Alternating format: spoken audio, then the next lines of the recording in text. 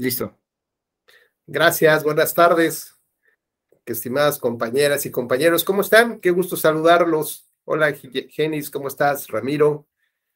Sujei, ¿cómo estás? Muy buenas tardes. Luis Antonio, te vemos muy serio. ¿Qué pasó? ¿Todo en orden? ¿O estás terminando de comer?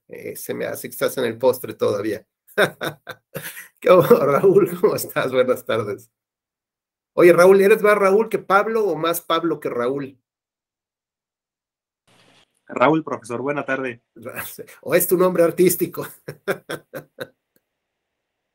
¿Qué tal, Raúl? Buenas tardes. Y Juliana, ¿cómo estás? Muy buenas tardes. Buenas tardes, bien, gracias.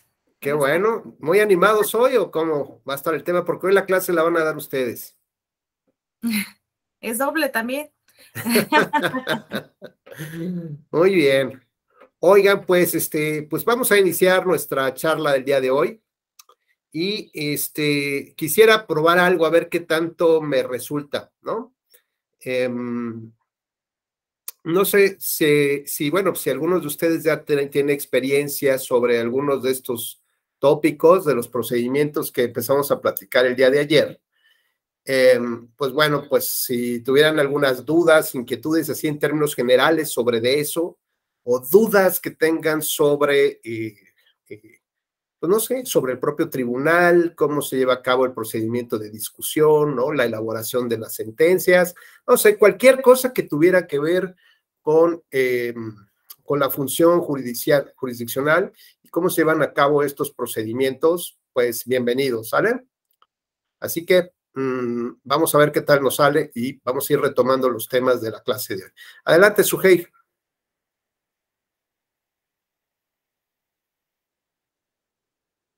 Tu micrófono, por favor, porque no se escucha.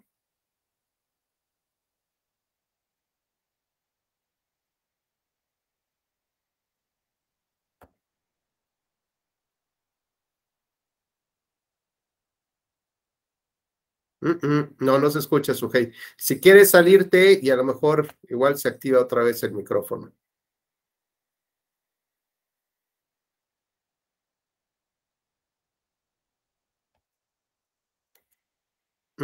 No. Bueno, en lo que Sujei se resuelve el tema, recordar un poco la clase de ayer, ¿no?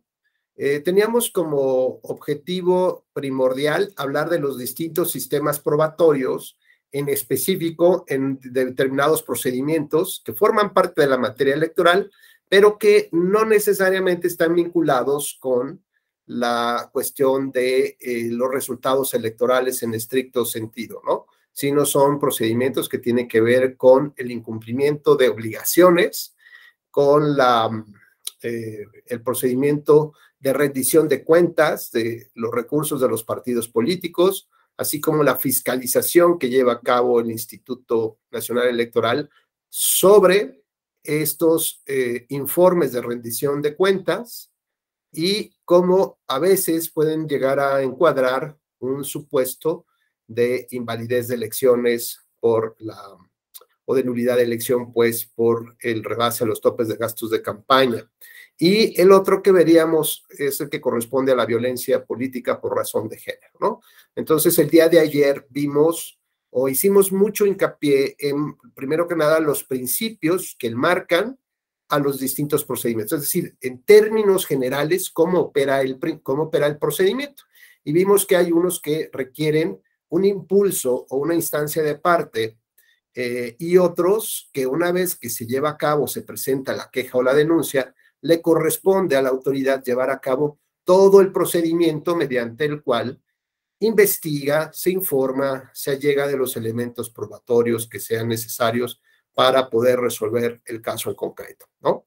Entonces, teníamos una conjugación de principios dispositivo e inquisitivo, y eso nos llevaba también un poco a entender realmente cuáles eran las obligaciones de las autoridades y sobre todo a comprender cómo a veces las autoridades cometen errores garrafales, como decir que cuando a ella le correspondería llevar a cabo el procedimiento de investigación, búsqueda y recopilación de información, pues le delega esa responsabilidad al oferente o le lleva a la persona que presenta la queja o la denuncia. Y con ello, pues está generando una reversión de cargas innecesarias, incorrectas, y eso podría motivar a que se impugne la determinación de esa autoridad. Y por otra parte, también hicimos mucho hincapié en los estándares probatorios, ¿se acuerdan? Y analizamos entonces casos específicos donde un estándar probatorio alto se requiere justamente para disminuir el error de la apreciación probatoria, llegar a la conclusión, la creencia y fiabilidad de la historia que estamos construyendo a partir de los hechos que están probados en el expediente, ¿no? Entonces, en ese margen de error, podríamos encontrar una justificación, es decir, mientras más pequeño sea la posibilidad de error, se supone que es un estándar más alto. Mientras más grande sea la posibilidad del error, el estándar probatorio es un estándar flexible. Y tendría que justificar la autoridad por qué exige uno u otro tipo de estándares.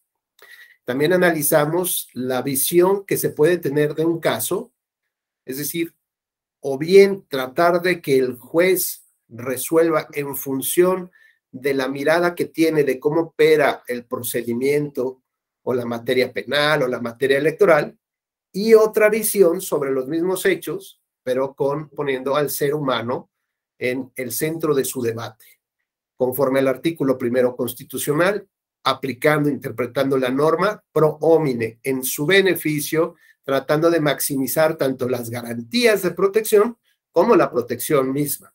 Son dos visiones completamente distintas que nos van a llevar a ocupar estándares diferenciados. Y ya aventamos la primera pregunta. ¿Quién se atreve a responder esta? ¿Quién dice yo?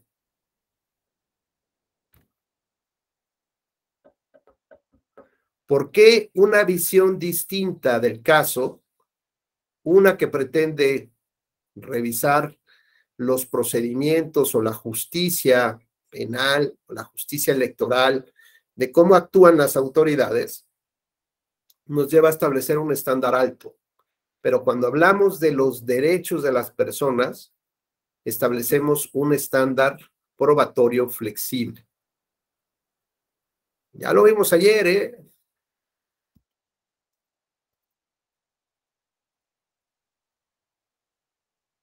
¿No? ¿O será que no lo vimos ayer? Yo creo que sí lo vimos. ¿Se acuerdan que platicamos también de los estándares que ocupa la Corte Interamericana de Derechos Humanos? ¿Sí o no? Raúl dice que sí, lo veo como que sí, pero Juliana la veo así como que entre nubes y no alcanzo a ver si es un sí o si es un no. No sé, bueno, no me acuerdo, según yo no, de estándares Probatorios, estándares probatorios que utiliza la Corte Interamericana de Derechos Humanos. ¿No? Genis dice que sí. Sí, recuerdo, no sé si fue sí fue en esta clase, sí lo vimos, pero estoy buscando en mis apuntes cuál era el estándar. Bueno, no se preocupen, vamos a retomar un poco este tema. ¿Sí se acuerdan de lo que era el estándar probatorio o no? No. Creo que nos puso el caso de la comunidad Mayanga, ¿no? ¿O así? Nicaragua, ¿Eh? ¿sí fue usted? ¿Sí fue usted el que nos puso el caso de la Corte Interamericana, el caso de la comunidad Mayanga? No. ¿No? Entonces, Es que ya está usted tomando tantos diplomados que ya ni sabe dónde anda usted, hombre. Sí, ¿verdad? Este es el de pruebas. ¿Sí se acuerda que nos vimos ayer? Sí, nos vimos ahí. Muy bien. Bueno, pues, a ver, ayer platicamos justamente cuáles son dentro del sistema probatorio o los distintos sistemas probatorios. Pues lo que platicamos, si me ponen atención, pues bueno, rápidamente para tratar de recordar.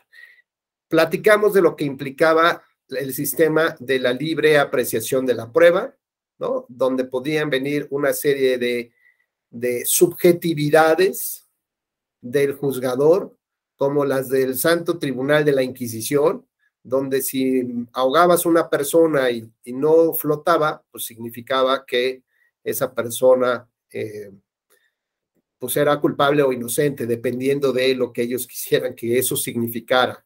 O si quemaban a una persona y no gritaba, pues igual, lo mismo representaba. Cada juez podía determinar el valor de cada prueba según lo que a él le interesara, en pocas palabras. No había reglas. Y ante la ausencia de reglas, los parlamentos o los creadores de las leyes dijeron, esto no puede terminar así, ¿no? Porque además los jueces terminaban siempre ¿dónde? Pues normalmente en las plazas principales ahorcados o degollados. ¿Por qué? Pues porque la gente no estaba contenta con la forma como resolvían los casos. Así que los parlamentos trataron de establecer un control a los jueces y les dijeron cómo tenían que evaluar las pruebas. Y crearon, Luis Antonio, ¿qué tipo de sistema? ¿Cómo se llama el sistema que creó que ya tiene un valor determinado?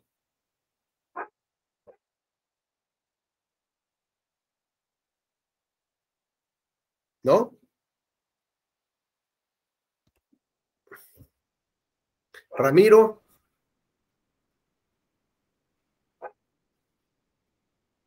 Tampoco. Santa madre. Raúl. Es tasado, ¿no, profesor? Tasado, el sistema de pruebas tasado. Muy bien, gracias, Raúl. Uf, ya estaba yo preocupado que di otra clase a lo mejor el día de ayer. Entonces, el sistema tasado implicaba justamente que el Parlamento establecía las reglas, cómo tenían que evaluar. Y ante esa, digamos, esa forma de cómo tenían que evaluar los jueces, pues también se llegaron a cometer excesos. Y decíamos que en materia penal, la reina de las pruebas se había considerado la confesional. Entonces bastaba una confesión para que las personas fueran culpables de ciertos delitos, por ejemplo. Entonces, ante los excesos e injusticias que también provocó ese sistema, se creó un tercer sistema que es el vigente. Genis, ¿cómo se llama ese tercer sistema? ¿El de la prueba legal? ¿Eh?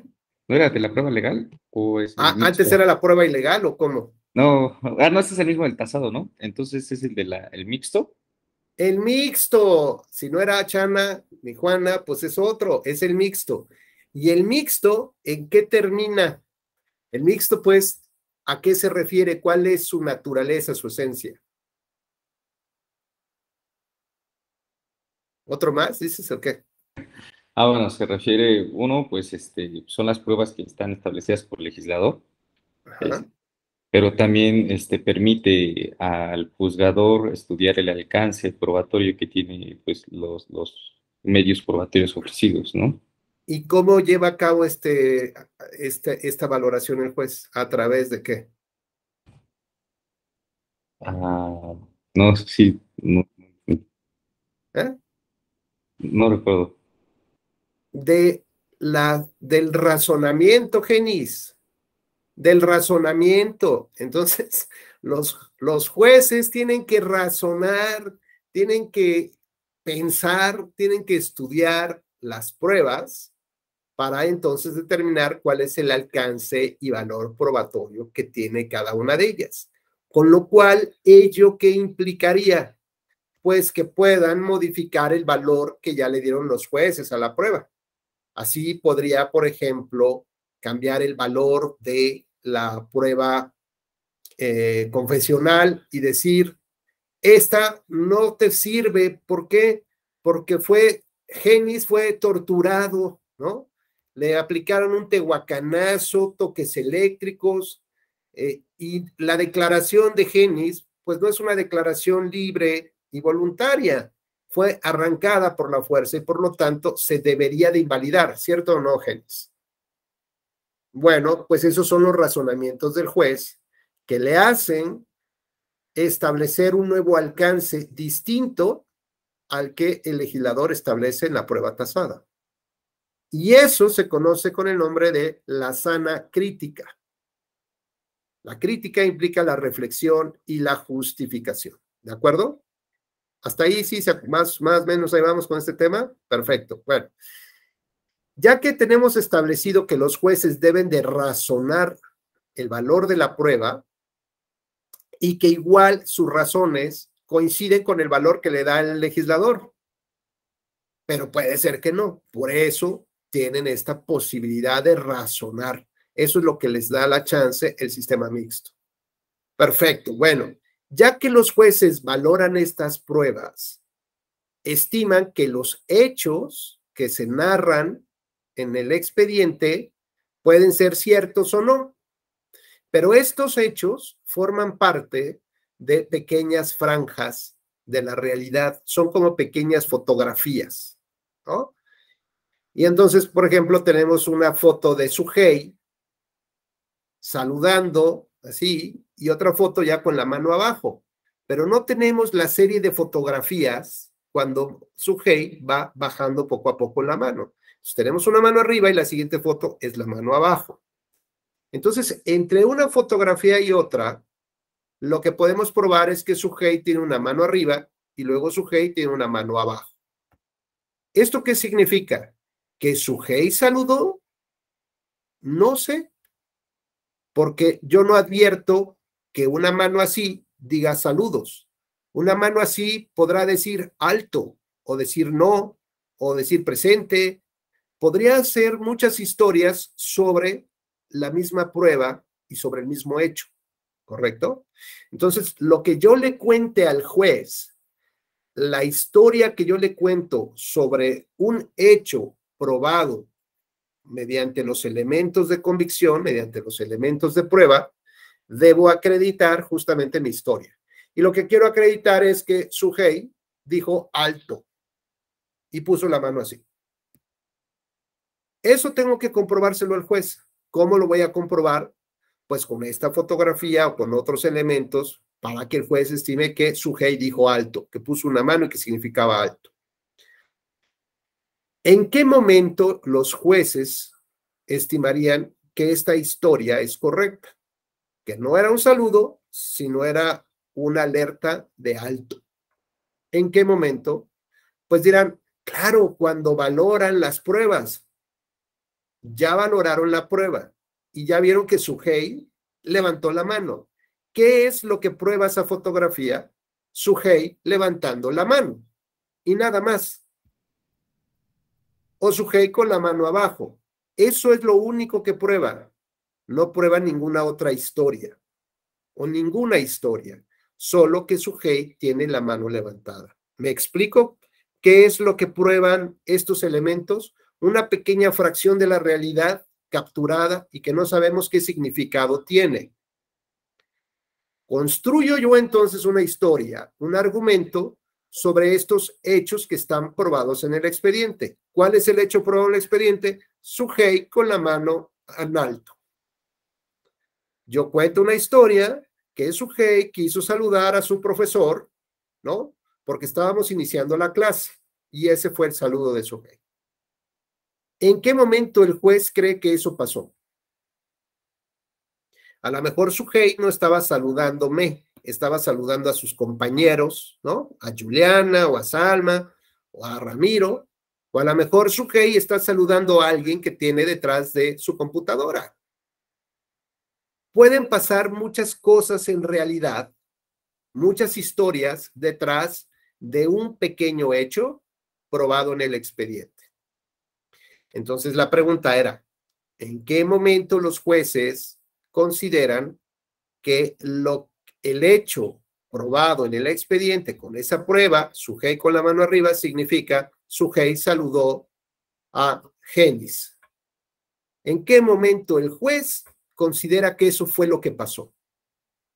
Y entonces se utiliza un estándar probatorio. Ese estándar probatorio me dice que yo debería utilizar digamos, un número importante de evidencias, de hechos y de pruebas para acreditar que Sujei saludó a Genis. Porque si nada más tengo la mano así levantada, pues no significa, para mí, no hace prueba plena que saludó a Géminis. Pero si ya hay muchos elementos, ¿no?, que van contándome esa historia, pues puedo creer efectivamente, porque casualmente cuando Sugei levantó la mano, Géminis también luego saludó, ¿no? Intentó saludar. Bueno, eso podría corroborar también un poco otro hecho más que tal vez podría corroborar. Y a lo mejor Géminis lo que está diciendo es, no me interrumpan, me están preguntando en clase, no sé qué decir, alto, no vengan ahorita. Eso puede ser lo que realmente está pasando con el movimiento de manos de Géminis. Insisto, ¿en qué momento el juez decide creer cualquiera de estas historias? Todo depende del estándar probatorio que utilice. Si necesita un estándar probatorio muy alto, es que necesita que no tenga errores su apreciación. Y ese estándar probatorio alto se utiliza mucho en materia penal. ¿Por qué? Pues porque las sanciones que se van a imponer no es cosa menor, se trata de la privación de la libertad. A ver, ubíquense ustedes en un caso donde lleguen los de la fiscalía a detener a una persona que no llegan muy amables, ¿no? Como se ve en las películas, oiga, tiene usted derecho, o acompáñenos, por favor, tenga usted la... No, saben cómo llegan con todo el poderío del Estado y la autoridad y te cogen del cuello y te avientan a la camioneta, ¿no? Yo recuerdo que en una época alguien me contó una historia de allá cuando andábamos en Monterrey, que algunos de mis secretarios de estudio cuentas se fueron de viernes de distracción, ¿no? De viernes de fiesta, o sábado de fiesta, no sé, y quedaron de verse en un lugar, ¿no? Resulta que, bueno, pues ya cuando primero llegó un grupo en avanzada y luego quiso llegar el segundo grupo y ya saben, ese ya no los dejaron entrar. Pero como alguno venía medio servido, no de los que trabajaban conmigo, afortunadamente, sino de sus colegas por ahí, resulta que ya llevaba medio jaladón, medio de copas. Entonces, como no les permitieron la entrada al antro, pues dijeron, vámonos a otro lugar, a la casa de alguien o lo que sea. Y entonces dijo, yo pido el taxi. Y le hizo la parada a un taxi, pero el problema es que no era taxi, era una patrulla. Y entonces, pues ya se detiene la patrulla, dice, ¿qué quiere usted? A mí me lleva usted a tal dirección. El patrullero le dice, oye, usted se me hace que está medio pasado de copas. No, pues no estoy pasado de copas. Pues no sé qué tanto pasó ahí. El chiste es que se lo llevan detenido a este muchacho, ¿no? Y entonces este muchacho, como había tomado algunas clases de derecho constitucional, de derecho de control convencional, ¿no? De las pruebas, del estándar probatorio y la Corte Interamericana, la Convención Americana, entonces él hablaba de los derechos fundamentales del ser humano, ¿no? Entonces le decía al patrullero que en la Constitución estaban garantizados sus derechos y le decía al patrullero, pero con unas expresiones pues un poco sueces y fuertes, ¿no? Le decía algo así como le decía, ¿tú quieres saber quién es tu Constitución? Le decía, pues yo soy tu Constitución, yo soy tu Dios, yo soy tu Padre, y yo te digo si respiras o no respiras. ¿Quién es tu padre? ¿Quién es tu Constitución? Pues usted, señor, usted, le decía ya todo amedrentado, ¿no? Digo, qué triste que pues sea una escena de la vida real. Pero, bueno, cuando se trata de la materia penal, los jueces utilizan un estándar probatorio alto para que no exista error en la forma de juzgar. Y esto implicaría que los verdaderos casi delincuentes, ¿no? Y no solamente los confesos, porque vemos que la confesional obtenida de Géminis con tortura, pues no puede funcionarnos mucho, que digamos. Entonces requieren ese estándar probatorio muy alto que implica demasiados hechos, demasiadas pruebas que acrediten la historia que están construyendo dentro de la denuncia el Ministerio Público, como que el caso que se va a juzgar es el autor intelectual de un homicidio. Está bueno, no hay casi margen de error. Y si hay un error en la instrucción, en cómo se armó la carpeta, si se investigó mal, si hay un mínimo error, pues el juez, como llega del 1 al 9, llega a un 8, dice, no, yo quiero un 9 para juzgarlo y que se condene este cuate en el infierno y en la cárcel. Y entonces decide dejarlo libre. eso no significa que sea inocente. Eso no significa que no haya cometido las violaciones que le atribuyen o los delitos que se le atribuyen, simplemente que en el expediente no se pudo probar suficientemente para que el juez condenara. Sin embargo, cuando hablamos de delitos del feminicidio, ¿sí se acuerdan? Que ayer lo platicamos, sí, recordarán, ¿verdad? ¿Sí? Cuando hablamos de delito del feminicidio, el margen de error, decíamos, puede ir del 5 hasta el 9 o al 10. En el caso del homicidio simple va del 8 al 9, es un margen pequeño, y en el feminicidio va del 5 al 9, y el margen de error es mucho más grande.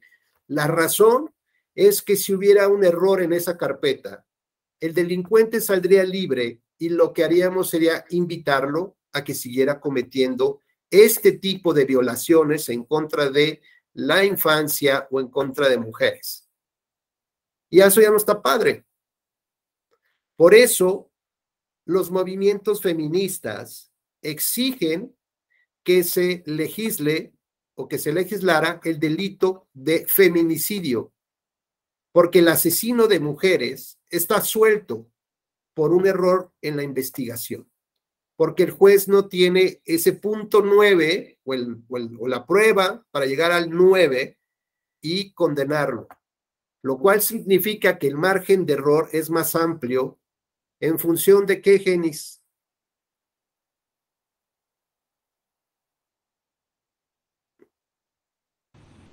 No lo escuché, doctor, se me está cortando. Esa sí no me la creo, Genis. No, la verdad es que... Pon más atención, Genis, por favor. Dile a tus colegas que no te estén molestando, hombre. Estás en tu clase, es de alto nivel esta, por favor. Yo que me estoy esforzando y tú te ríes ahí con el colega o no sé qué otro video estás viendo, hombre. No la traigo contra ti, no, no. Pero bueno. Estaba tratando de revisar los principios constitucionales. Nada, que Genis, te agarré ahí en el cotorreo en la oficina. La razón central, Genis, y así que de una vez te aviso, me la voy a cargar toda la clase contigo, para que ya no estés distraído. La razón central es que hay otros valores y principios que deben de protegerse en este momento de una manera mucho más decidida, porque hablamos del homicidio de mujeres. O sea, no es un tema de la academia, es real. Y entonces, en esta preocupación, las mujeres dicen, oye, legisla el tema del feminicidio. ¿Por qué? Porque están matando a las mujeres solo por ser mujeres. Las están secuestrando desde niñas para el tráfico sexual. O sea, no manches, eso no se vale. Y entonces, lo que haces es, voy a juzgar con un estándar probatorio de 6. No de 7, ni de 8, ni de 9, de 6.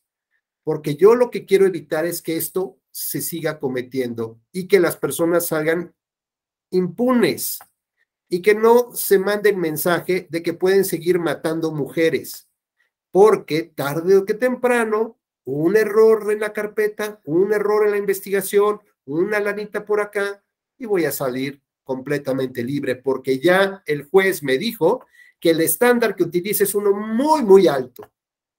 Luego, entonces, si yo utilizo un estándar promedio, un estándar flexible, ¿puedo tener más gente en la cárcel? Sí. ¿Que ahí van justos por pecadores, que ahí van inocentes? Sí. Pero estoy abarcando a un universo importante que seguramente ahí estarán violadores. Ya después en este error, ya veremos cómo resolvemos el problema de ese error, pero por lo pronto estarán en la cárcel. Cuando les preguntaba yo cuál era el estándar probatorio que utiliza la Corte Interamericana de Derechos Humanos, Memo, ¿a quién juzga la Corte Interamericana?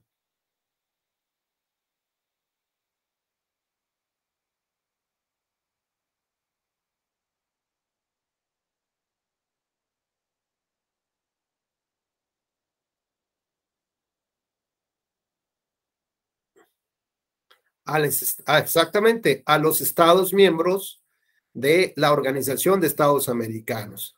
Entonces, Sujei, El Estado es el sujeto que está en el banquillo de los acusados. El Estado fue el que violentó los derechos de las personas, el que no quiso investigar, el que no quiso descubrir la verdad de Ayotzinapa, del 68, de la muerte de Colosio, de las desapariciones forzadas, etcétera, etcétera. El Estado puede desaparecer información o no brindarte la información. Ante la gran dificultad que tienen las víctimas de tener esa información o que se la brinde el Estado, ¿no? En un acto de contrición a la Comisión Interamericana para que lo presente como pruebas en contra del propio Estado, sabiendo todo eso, la Corte Interamericana, ¿qué tipo de estándar probatorio utiliza? Uno muy alto, donde pocas veces responsabiliza al Estado por la violación de los derechos humanos, o un estándar flexible, donde ni modo, a veces, ni modo, pagan justos por pecadores, pero queda claro el mensaje. Adelante, Sujei. Espero ahora sí poder escucharme bien, maestro, porque hace ratito tuve inconveniente con mi conexión. Lo que pasa es que aquí se está cayendo el cielo y el clima no ayuda. Okay. Bueno, esto espero contestarlo bien porque es algo que no nada más nos ha comentado usted, sino también con el profesor, el doctor Flavio, también ya lo vimos y él nos comentaba justamente que la Corte utiliza un estándar flexible justamente por esta situación que el Estado, al ser omiso, al no investigar, al no garantizar la seguridad social o seguridad pública o cualquier tipo de garantías que como ciudadanos tenemos derecho por parte del Estado, pues al llegar a la Corte utiliza este tipo de estándar flexible para que digamos los pequeños indicios con los que cuenta la víctima sirvan para que la Corte investigue o para que se lleve a cabo pues todo este proceso que muchas veces tarda, que muchas veces se lleva años, pero que al final de cuentas busca reparar los daños a las víctimas. Bueno, hace rato, maestro, yo quería preguntar algo, pero ahorita que comentaba, por ejemplo, esto de los feminicidios y que, pues bueno, los casos ante la corte y todo esto, y que también mencionaba la confesional, yo lo primero que se me vino a la mente fue el caso de Rubí en el 2018 en Ciudad Juárez, Chihuahua, que fue un caso muy controversial y que hasta la fecha sigue siendo después de la muerte de su madre, Marisela Escobedo. ¿Y por qué fue muy controversial? Bueno, pues no nada más porque había dado conclusión el caso Campo Algodonero contra México, que es el caso Muertas de Juárez, que de los puntos que pide al Estado mexicano es garantizar algún tipo de, digamos, de tipo penal para las mujeres, en este caso el feminicidio, y me pareció, bueno, ahora que tal vez lo entiendo un poco más, me parece muy controversial el cómo en este momento este joven ya lo empiezan digamos, a enjuiciar por feminicidio, punto número 1. Punto número 2, durante el juicio, esta persona, que es quien mata a su pareja Rubí, le pide perdón a la mamá y le dice perdón por lo que hice y yo me cometí un error. O sea, prácticamente de una forma está confesando lo que hizo. ¿Y qué es lo que pasa? Que lo absuelven de todos los delitos que se le imputan en ese momento. ¿Y qué es lo que pasa? Bueno, da seguimiento a que su mamá investigue por sus partes y quien ya tuvo la oportunidad de ver las 3 muertes de Marisela Escobedo podrá entenderme, y lo digo así para no extenderme tanto, pero en esos casos sí me parece como extraño o vergonzoso o no sé cómo decirlo, porque independientemente de que también estábamos entrando a esta situación de los juicios orales en materia penal, o sea, como que todo se le juntó a ese caso en específico, sistema de juicios orales, el enjuiciarlo por feminicidio, o sea, todo este tipo de cosas como que se englobaron en un mismo caso y que los jueces o el tribunal de enjuiciamiento no supo encauzar y no supo darle un buen seguimiento y lo deja libre y bueno, pues lamentablemente pasa que unos años después matan a su mamá y que creo ahora ese es el caso que va a entrar a la corte, pero bueno, ese es en relativo a lo que estaba comentando ahorita, ¿no? Y aprovechando el espacio, quiero hacer la pregunta que quería hacer hace un rato, porque también iba enfocado en lo que platicábamos el día de ayer. Ayer, maestro, nos mencionaba el caso, por ejemplo, de las bardas, ¿no? Que nos decía, es que a veces aparecen bardas pintadas y cuando la autoridad comienza a investigar, a lo mejor cuando empiezan a investigar, la barda ya está blanqueada, ya no. Pero en esta cuestión probatoria, ¿qué pasaría o qué indicios podría darse, maestro, si, por ejemplo, aquí con mi vecino hay una barda pintada en este momento, con el hashtag del momento es Claudia, ¿no? Pero anteriormente estaba pintada con que siga la transformación. Y anteriormente estaba pintada con vota por Morena, tal, tal, tal. Y anteriormente la reforma eléctrica. Y es la misma ubicación, y son los mismos colores, y tal vez es el mismo pintor el que viene a hacer estos cambios.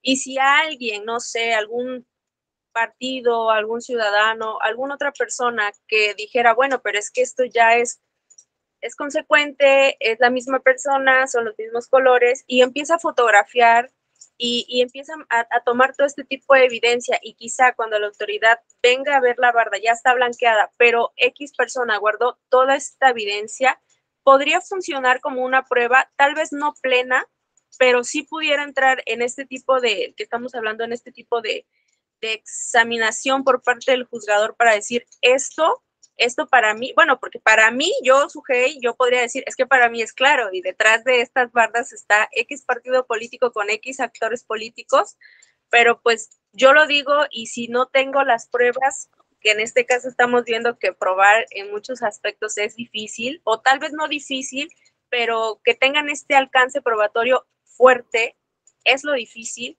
Si hiciera alguien esta situación de guardar este tipo de evidencias, podría funcionar, podría ser algo útil para la autoridad electoral y desde luego mencionar, no sé, tal vez la fecha y mencionar tal vez la ubicación exacta, ¿podría funcionar de esta forma? A ver, Sujei, ¿qué te respondo primero? Yo creo que para terminar el tema de la corte, si no tienes inconveniente por la trascendencia de los datos que manejaste, y te respondo en mi opinión, y tú misma vas a tener la respuesta de si actuó bien el juez o no. Está claro entonces, Genis, que la Corte Interamericana usa qué tipo de estándar probatorio, alto o flexible. Un sistema flexible o laxo. De hecho, ahí tenemos en los apuntes del doctor Flavio, que precisamente se debe esto por la finalidad, ¿no? De que es proteger los derechos humanos. Correcto. Cuando se trata de la violación de un derecho, fíjate, ya no de proteger, porque ya se violó el derecho humano. Por eso estamos ante la Corte.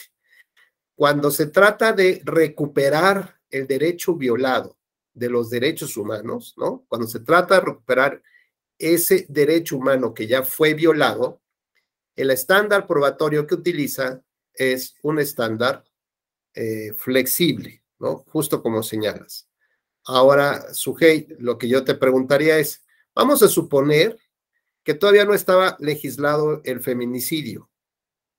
¿Estamos? Muy bien, bueno, no podríamos tener un tipo penal específico para el feminicidio. ¿Por qué? Porque no puede, de acuerdo a la propia Constitución, en materia penal, cuando se crea una nueva ley, no puede tener efectos retroactivos en perjuicio de las personas respecto de hechos anteriores al surgimiento de esa ley, ¿no? Entonces, si los hechos fueron anteriores a la creación de la ley del feminicidio, no podemos juzgar con esa ley. Vamos a suponer que ese sea el tema.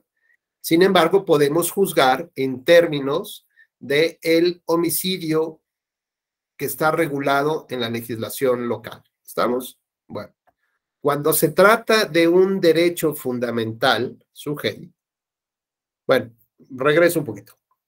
La Corte Interamericana emitió una resolución. las resoluciones o criterios que emite. Mi primera pregunta que te hago es, ¿obligatorio para el Estado mexicano seguirla o no?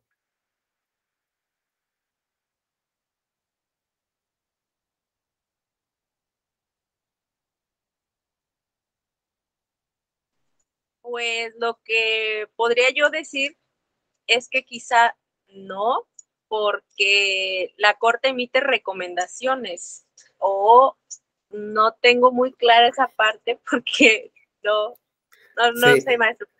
A ver, la Corte no emite recomendaciones, la Corte resuelve casos, sentencia los casos o bien emite una opinión respecto de la interpretación de un artículo de la Convención Americana. Y justo como nos dice Daniel, gracias Daniel, es obligatoria.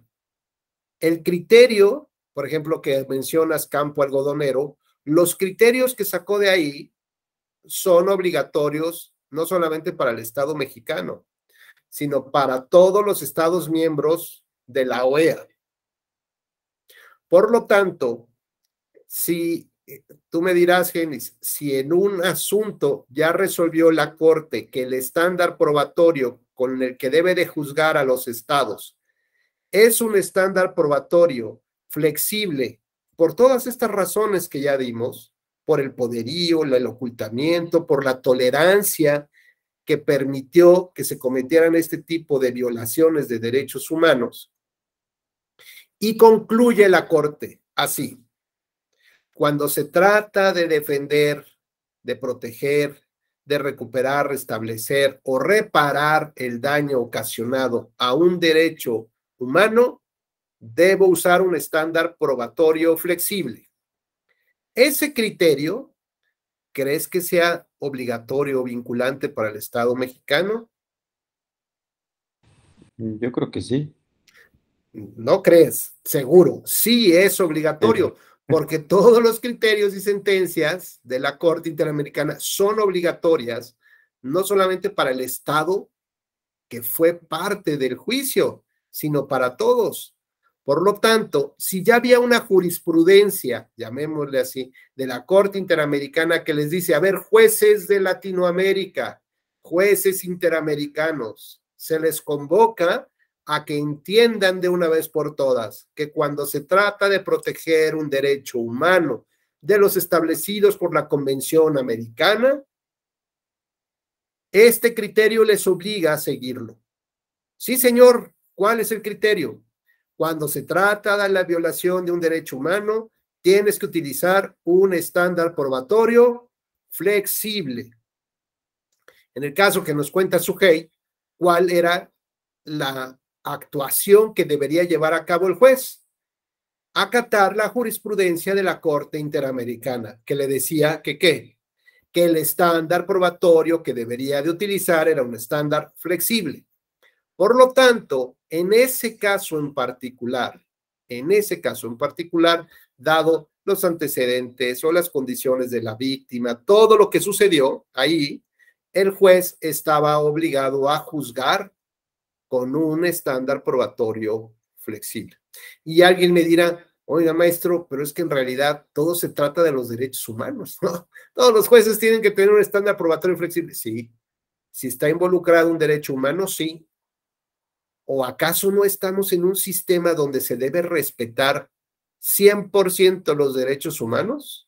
¿O nada más es como, pues de moda o ya después cambiará? No, debemos de creernos que ese es el sistema que tenemos actualmente, que debemos de cuidar y debemos proteger. Y eso les obliga a todos los jueces del país a juzgar con estándares probatorios flexibles cuando se trata de los temas de los derechos humanos. Yo les decía ayer, con eso más o menos terminaba mi clase, hablamos de la dignidad humana, hablamos de estas fichas del Jenga, ¿se acuerdan? Del juego de los derechos humanos. Y entonces decíamos que la democracia, Salma, ¿la democracia representativa es un derecho humano o no?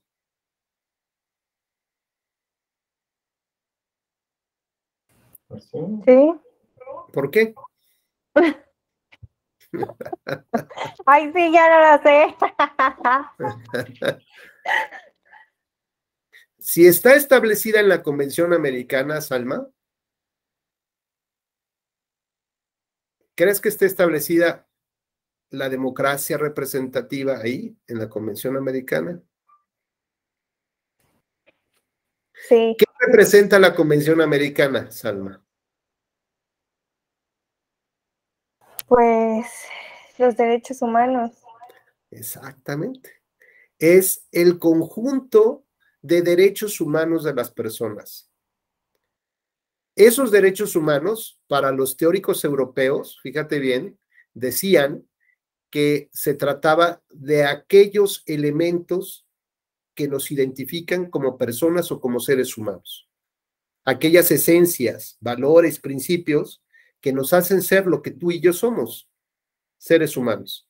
Ahí están en ese documento. Imagínate la importancia que tiene, no solamente, simplemente para saber quién eres, qué somos, está ahí en ese documento. Es como nuestro documento fundacional, por llamarle así. ¿De quiénes? De todos los que vivimos en estos países de América Latina y que nuestros gobiernos aceptaron reconocer como derechos humanos. Luego entonces, cuando estos derechos humanos reconocidos o previstos en la Convención Americana se pasan a las constituciones de cada estado miembro de la OEA, de Argentina, de México, tal, se convierten en derechos fundamentales. ¿Y esto qué significa? Pues significa que hay un acuerdo entre el Estado y la sociedad de qué manera va a restringir esos derechos fundamentales. Y los derechos humanos solamente pueden restringirse por una situación de emergencia, así lo dice la Constitución, como el caso de la pandemia. Solamente son momentos transitorios de restricción. Pero del resto, ¿no?, de esos derechos humanos, cuando caen en nuestra Constitución, existe la posibilidad de restringir, de limitar sus derechos por actos de autoridad, actos de molestia, por ejemplo, por la forma en cómo colisionan con otros derechos fundamentales, ¿no? Finalmente son derechos, pero que uno desplaza un poquito a otro. Y entonces estos derechos fundamentales, cuando el juzgador,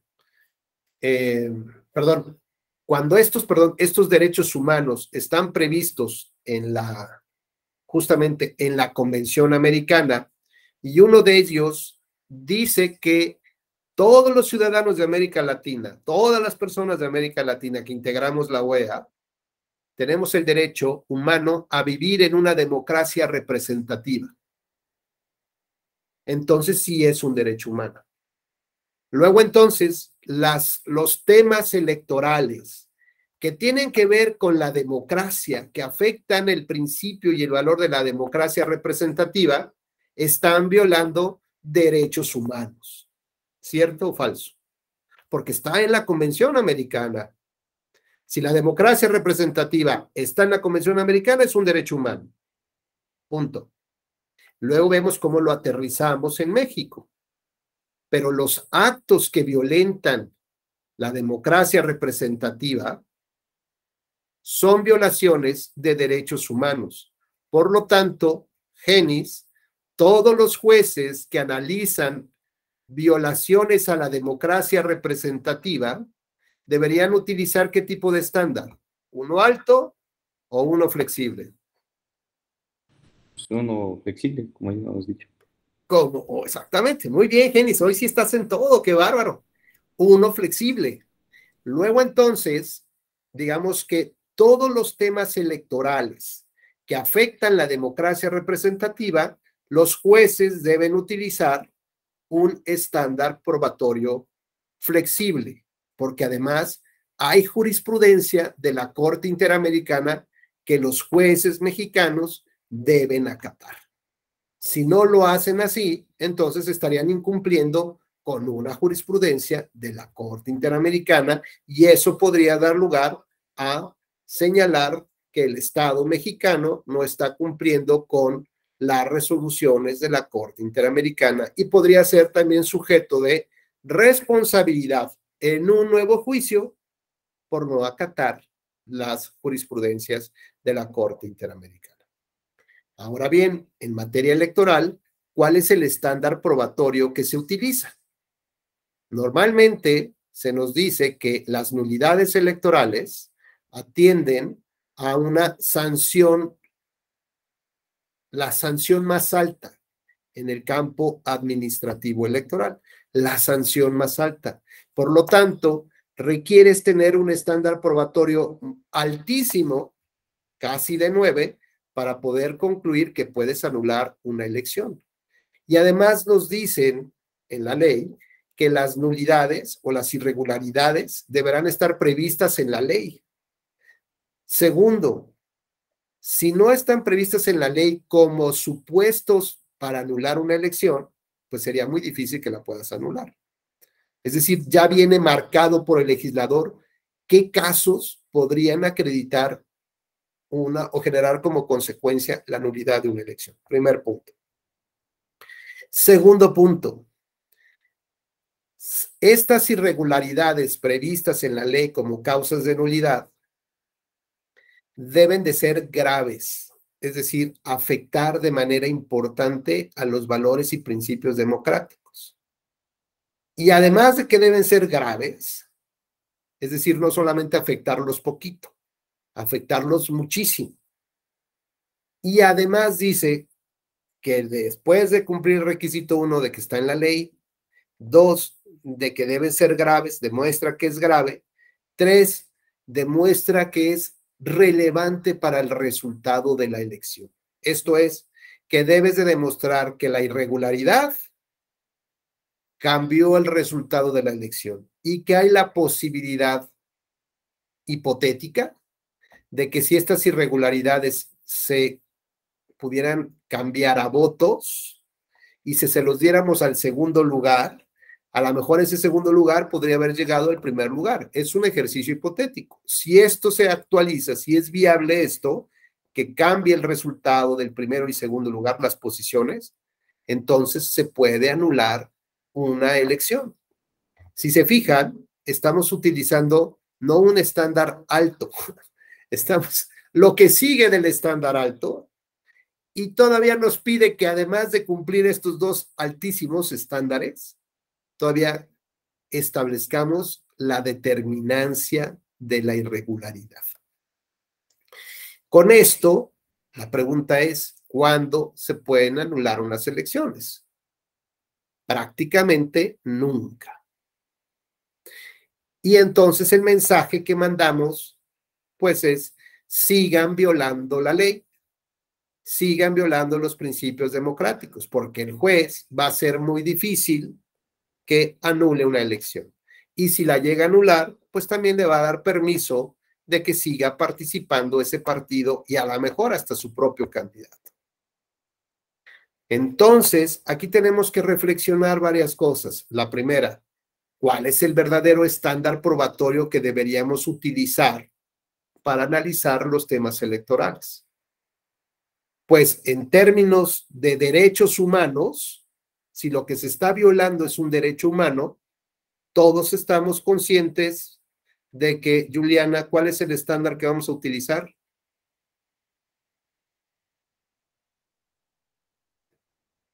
Derechos humanos, el flexible. El flexible, eso. Aunque hayas captado lo último, si se trata de derechos humanos, es el flexible. Por lo tanto, si hay un acto que viola la democracia, una irregularidad que viola la democracia, el juez tiene que utilizar un estándar probatorio flexible. ¿Para qué? Pues para evitar que las irregularidades que en este momento no son determinantes para el resultado de la elección, ¿no? Que no cumplen con ese requisito que establece el legislador, sí trascienden a la democracia. Y no me acuerdo si lo decía yo ayer, pero hay una canción que sintetiza todos estos criterios, que es de Gloria Trevi. No sé si alguien la habrá escuchado. Dice algo así como, ajá, no querías lastimarme. ¿Y qué más sigue ahí?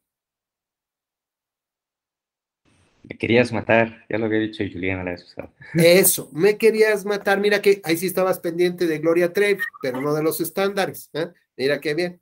Bueno, pues en eso se resume esto. Querías lastimar al proceso electoral, pero no se consiguió porque las irregularidades o no estaban en la ley o no fueron determinantes, sino que lo que estás provocando es matar la democracia. Por ello es que un órgano interno de la OEA, que es la Secretaría para el Desarrollo de la Democracia en América Latina, que tiene a su cargo la observación electoral internacional, acudió por invitación del gobierno de Bolivia a las elecciones presidenciales para ver que se cumplieran con los requisitos mínimos para considerar que una elección era democrática. Y encontraron una serie de irregularidades que afectaban la democracia. ¿Y saben en qué terminó esta historia? En que Evo Morales, que en teoría había ganado la elección presidencial en Bolivia, terminó refugiado en México. ¿A través de qué? De un análisis que se denomina integridad electoral. La integridad electoral resume, digamos, ¿no? Abarca todo esto que les comento. El estándar probatorio flexible, abarca temas de que la violación de la democracia es violación de los derechos humanos. Comprende que las violaciones a la democracia no es que solamente tengan una trascendencia cortita o larga, es decir, se viola o no se viola, es un tema binario, como el tema de la dignidad. La dignidad humana se violó o no se violó, punto. ¿En qué momento podemos permitir que haya un comercio, por ejemplo, de extracción de órganos con tal de favorecer, pues, las entradas de capital a nuestro país? Que haya inversionistas, ¿no?, que se dediquen a la industria de extracción de órganos. Pues no, no se puede eso, porque eso atenta contra la dignidad humana. O que, por ejemplo, se permita el comercio sexual para que sea un destino turístico, el puerto, por ejemplo. No, no hay manera de encontrar razones que permitan que se defiendan otros valores, principios o intereses a costa de la dignidad humana. Entonces, ¿la dignidad humana se viola o no se viola? No se viola nada más poquito o un muchito, se viola o no se viola. Y lo mismo pudiéramos entender la democracia. La democracia se viola o no. No que con tanta fuerza o violencia o intensidad se viola. No. Se supone que la democracia se viola o no se viola. Y por lo tanto, estos conceptos y estas ideas de la integridad electoral nos permiten, por ejemplo, que en el caso del dictamen que emitió la OEA, desconocer el triunfo de Evo Morales. No fue necesario que los tribunales señalaran que había una nulidad de una elección y que debería de repetirse, ¿no? Simplemente se dijo que había un desaseo tal que no garantizaba que se cumplieran los requisitos básicos para estimar la democracia, elecciones dentro de la democracia representativa como tal. Y así terminó esa historia con elecciones extraordinarias. Elecciones nuevas, llamado elecciones nuevas, pero fíjense entonces cómo ahora ya hay una nueva visión de cómo analizar las irregularidades electorales que atentan la democracia y no solamente el proceso electoral en curso, porque conforme a los estándares que nos pide el legislador en materia electoral, son estándares, no solamente son altos, son altísimos. Y al no poder lograr condenar con un estándar flexible, pues entonces lo que estaría pasando es justamente generar invitaciones a seguir simulando el cumplimiento de la norma. Y aquí tenemos algunas participaciones que vi que subieron. Vamos a ver. Nos dice Genis, muy bien, Genis, que si se pudiera partir de estudiar como los casos a partir de la causal de nulidad abstracta. Esto es, pues sí, justamente la causal de nulidad abstracta se refería a todas aquellas irregularidades que no estaban previstas en la ley como causas que motivaran la nulidad de una elección, pero que atentaban contra la democracia, justamente. Y por ello se determinó anular una elección de gobernador en el caso de Tabasco, precisamente a partir de estas ideas de la integridad electoral. Pregunta Daniel, dice, entonces, adelante, Genis. ¿Sí es sobre el tema? Adelante. Sí, correcto. A partir de ahí, bueno, yo tuve la experiencia, a ver que dijo que sí teníamos la experiencia en algunas materias. Yo precisamente en la elección de, creo que fue en 2021, de la elección interna de las dirigencias del partido de Morena, promoví precisamente una causal de nulidad abstracta para tratar de anular precisamente la elección en ese entonces de Mario Delgado. Y fue a partir de ahí donde precisamente se filtró el proyecto del magistrado, creo que es ¿cómo se llama el nombre? El morenito, ¿cómo se llama? Entonces era presidente del tribunal de la Sala Superior. Y bueno, tuve la experiencia de poder argumentar precisamente de la violación a todos los principios que en su momento el Instituto Nacional Electoral debía de haber vigilado, ¿no? Toda vez que era una autoridad electoral y pues estaba obligada a velar sobre la máxima publicidad, la transparencia de los procesos, la certeza jurídica. Y en ese proyecto que se filtra precisamente se concede todos y cada uno de pues de estos agravios, ¿no? Sin embargo, pues ese momento me pareció muy importante porque ya en la sesión pública el magistrado más bien, presenta un proyecto totalmente contrario a lo que, en lugar de discutirlo en la sesión pública, ¿no? Y bueno, creo que es a partir de ahí que también bueno, yo es como veo que se cierra el sistema y no permite precisamente la nulidad, incluso dentro de la elección interna de un partido. Y, pues sí. ¿no? Y a partir de ahí creo que ya se empiezan a publicar los proyectos ahora, ¿no?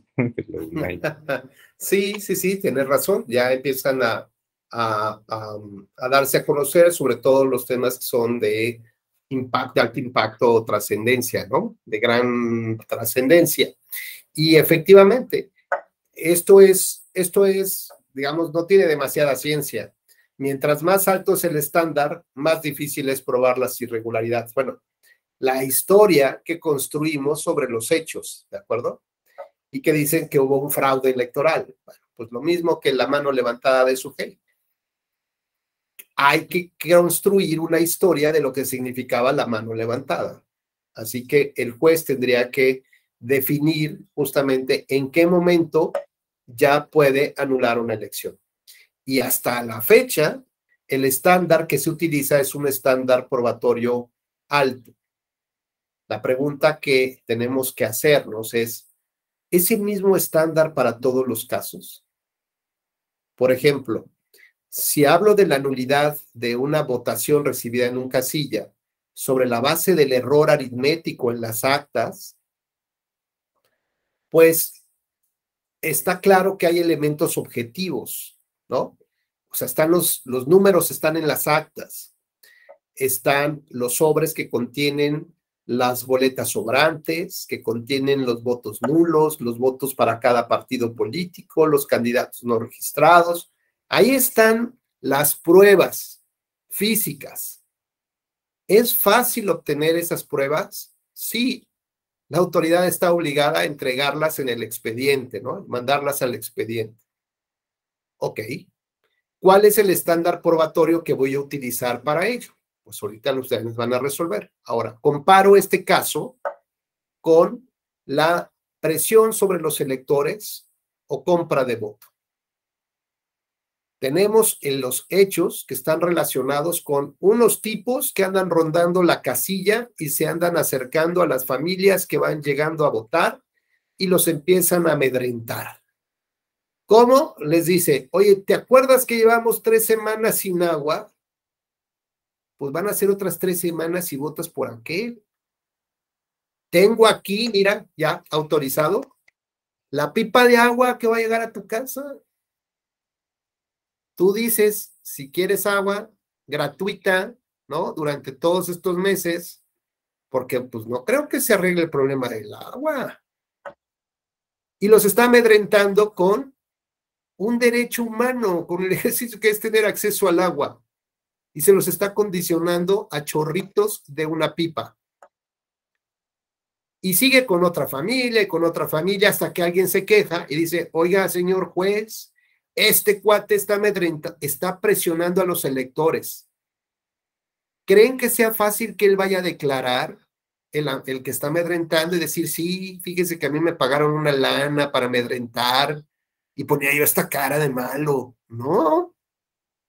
¿Creen que las personas vayan a declarar? Pues está difícil, porque puede haber represalias y de todas maneras, aunque gane el candidato que quería este colega, pues a lo mejor pues no les llevan el agua de todas maneras. Pregunto, ¿debemos usar el mismo estándar probatorio? Uno, cuando la autoridad lleva todo el paquete electoral al expediente. Cuando no tienes nada que hacer porque ahí están las pruebas.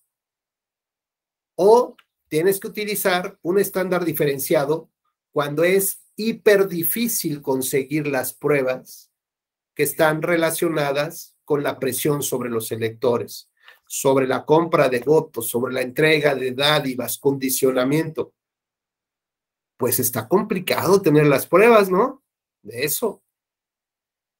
Por esa sencilla razón, por sentido común, no puedo utilizar el mismo estándar probatorio que utilizo para el error aritmético de las actas que el que utilizo para el de la presión sobre los electores. ¿Cuándo voy a probar que hubo presión sobre los electores? Nunca. Y eso manda el mensaje. Al tener un estándar probatorio alto, manda un mensaje de, colega, síguelos presionando, porque de aquí a que te junten las pruebas, date el lujo que quieras de amedrentar y de presionar.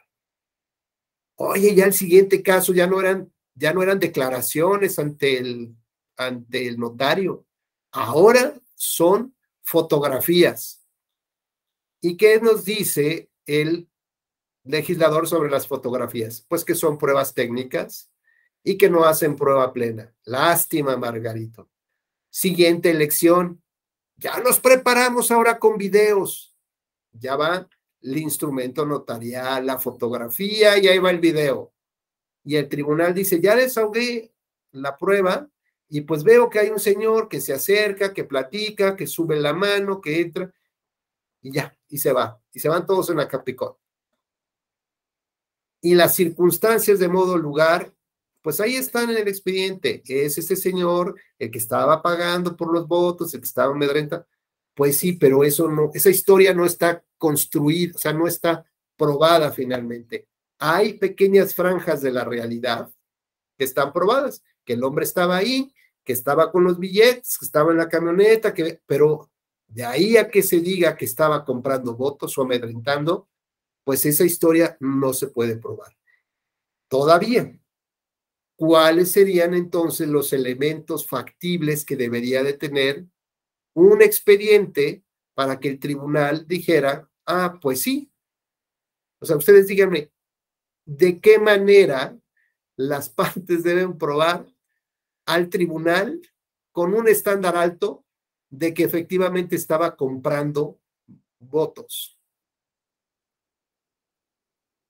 Pues no sé, a lo mejor que lo cacharon con un portafolio y repleto de dinero, a lo mejor que lo detuvieran infragante, a lo mejor que en el momento alguien confesara, oiga, policía, quieren comprar mi voto, ¿no? O que confesara que recibió el dinero, ¿no? Que recibió el dinero. Pues eso es imposible, prácticamente imposible. Habría que encontrar otra serie de elementos, ¿no? De manera indirecta para probar esta violación.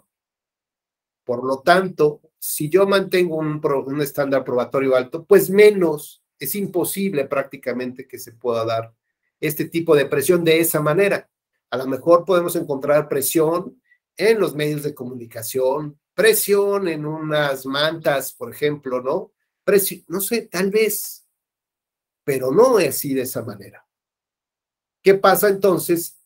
Pues la entrada es que tengo que razonar cuál es el estándar probatorio que debo utilizar. Y no puedo utilizar un estándar probatorio alto porque nunca se va a acreditar la violación. Entonces, de manera natural, por sentido común, tengo que utilizar, para ese caso en concreto, un estándar probatorio flexible. ¿Para qué? Pues para mandar el mensaje de que no se puede cometer ese tipo de conductas. ¿Que voy a cometer errores? Sí, pero lo justifico en términos de que lo que estás haciendo es matar la efectividad del sufragio, la soberanía popular, que estás doblegando a la gente a dar su voto por una pipa de agua, por la promesa de una pipa de agua, por 500 pesos. Y eso se supondría que el Estado debería de proteger el derecho fundamental a votar. Y volvemos a lo mismo. ¿Qué es lo que está en juego? ¿Cuál es la visión del juez? ¿Las reglas procesales de cómo acreditar una nulidad? ¿O lo que está en juego es que están violando un derecho humano previsto en la Convención Americana? Por lo tanto, ¿cuál es el estándar que debo de seguir? Ramiro. Maestro, buenas noches. ¿Sí me escucha? Sí, adelante. Ah, ok. Buenas noches.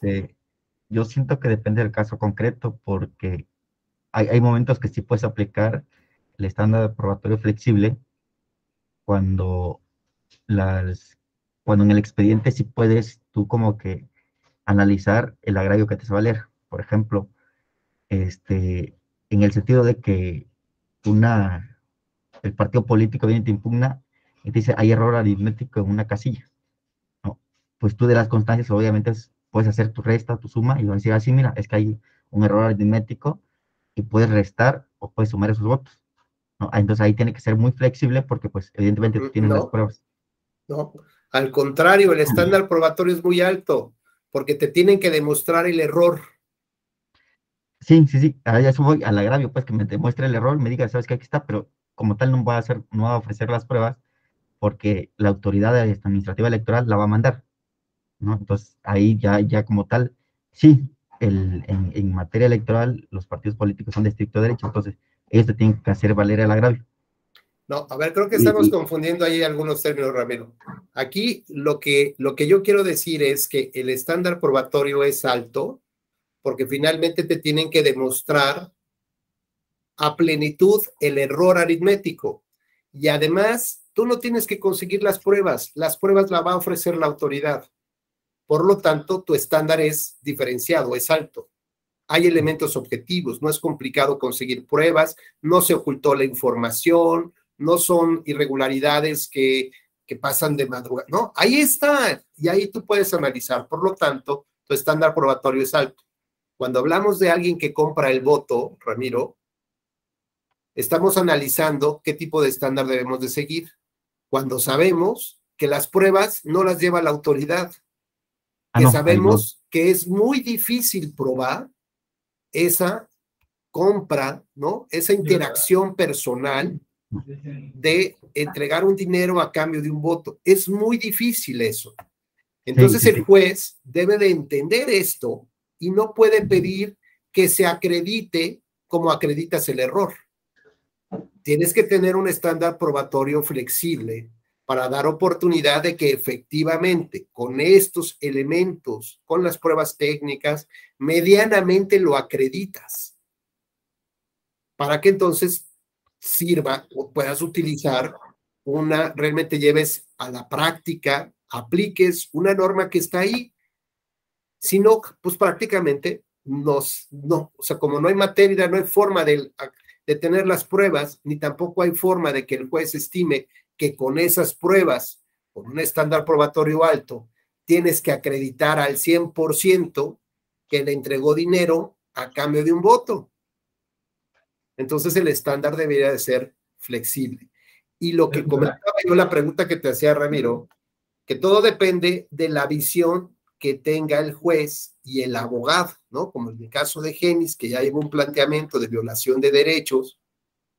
Aquí lo importante es recordarle al juez, oye, son los mismos hechos y las mismas pruebas.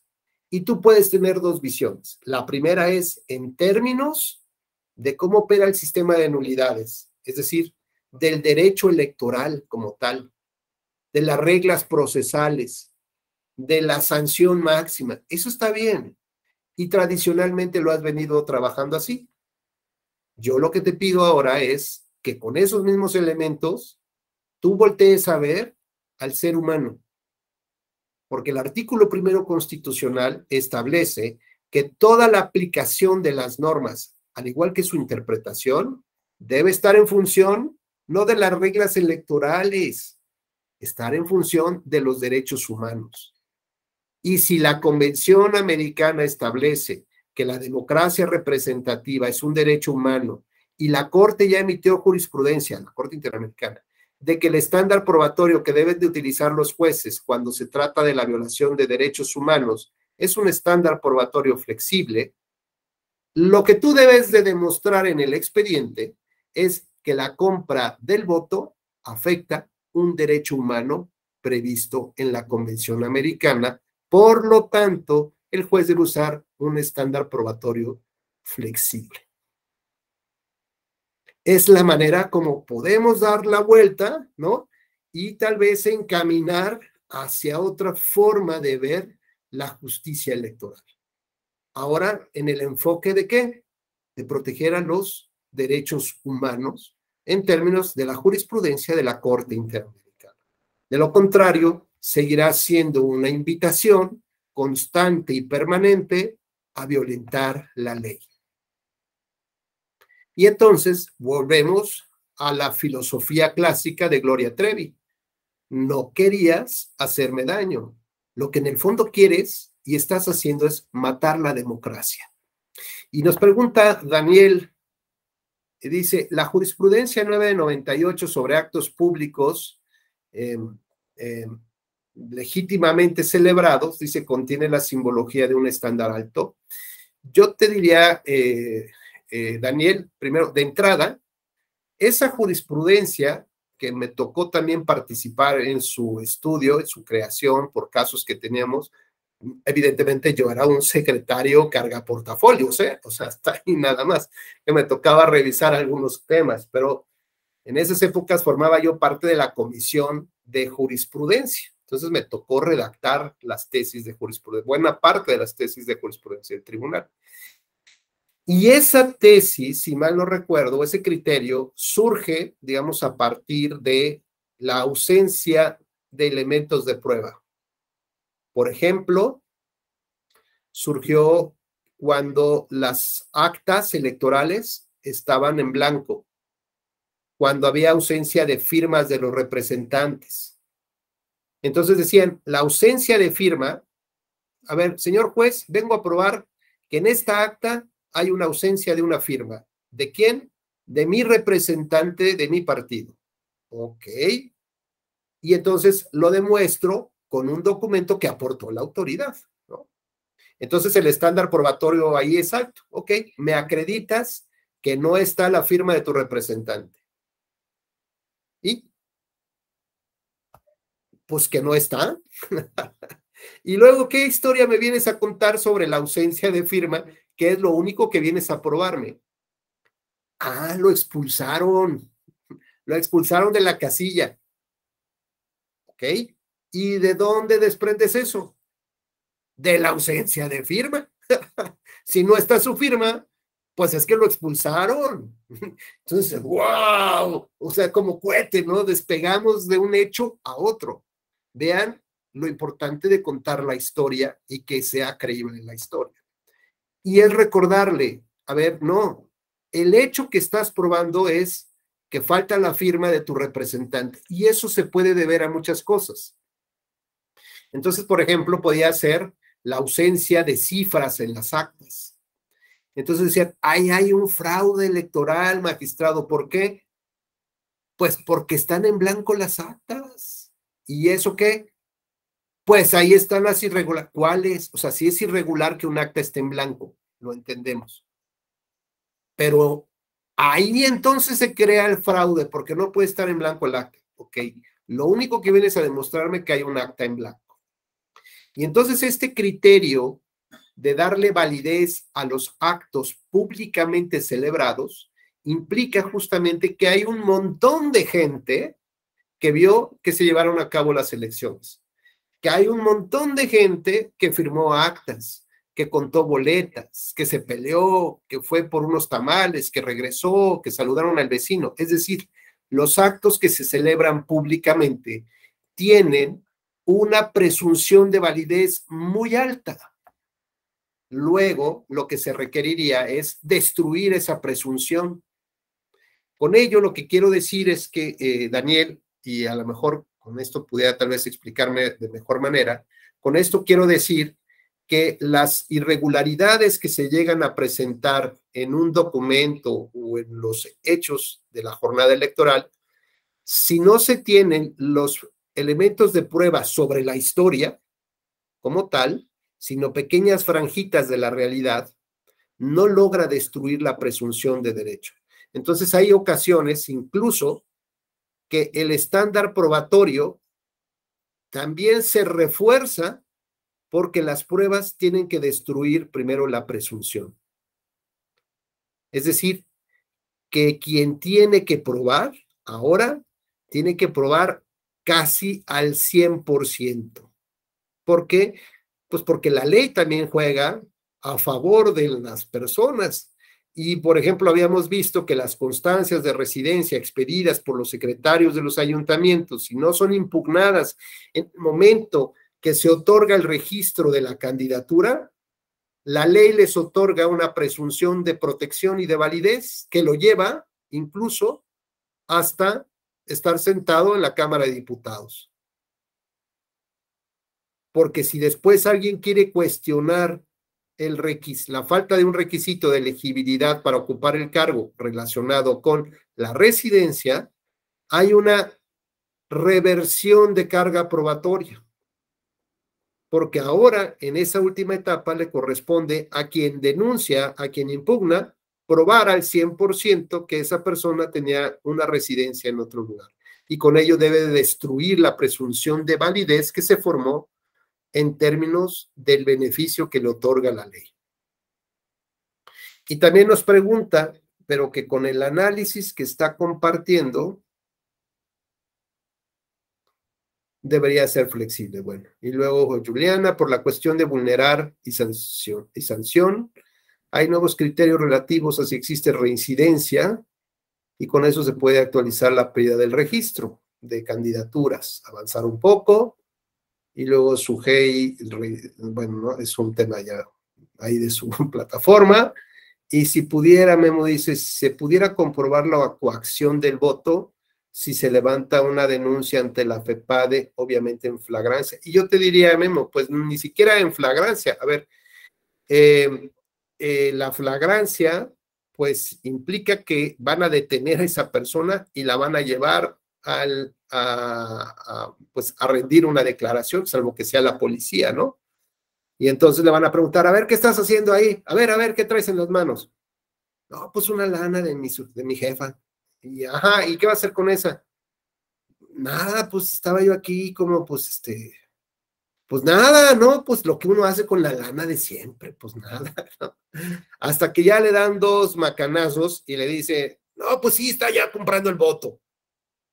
Bueno, pues hay que ver si demuestra que le dieron un macanazo, pues es una confesión ilegal y que el juez debería de valorar que no fue emitida de manera adecuada y por lo tanto la tiene que descartar. Pero aún así, si hubiera evidencia, si dice, no, pues sí, la verdad es que, pues a ver, yo ni quería, pero mi patrón me obligó y a lo mejor se asusta, ¿no? Y entonces dice, sí, fue don fulano de tal y me encargó que yo viniera a pagarles a todos los que pudiera, ¿no? Soy el sobrino del candidato y bueno, pues eso está muy difícil. Lo que sí se puede hacer, por ejemplo, es que se levanten las denuncias, los testigos, ¿no? Las confesiones ante el notario, que ya lo vimos ayer, que era una característica especial de las confesionales y de las testimoniales. Entonces, eso nos va a generar ciertos indicios de lo que estaba sucediendo. ¿De qué otra forma podemos sumar elementos?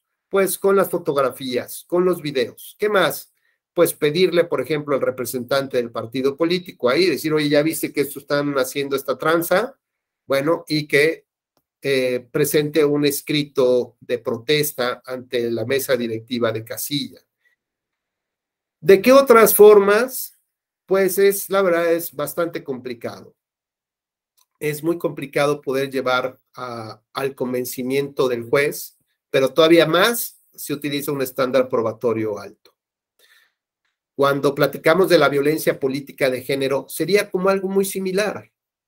¿Cómo demuestro que se están cometiendo esta serie de actos, de violaciones del lenguaje, de conductas del lenguaje?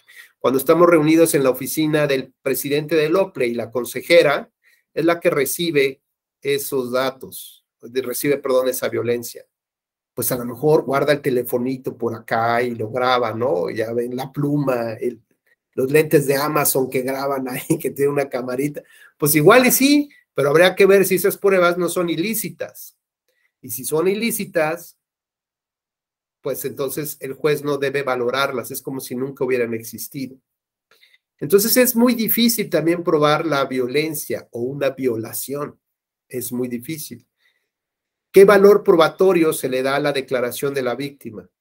En un caso de violación, José Carlos.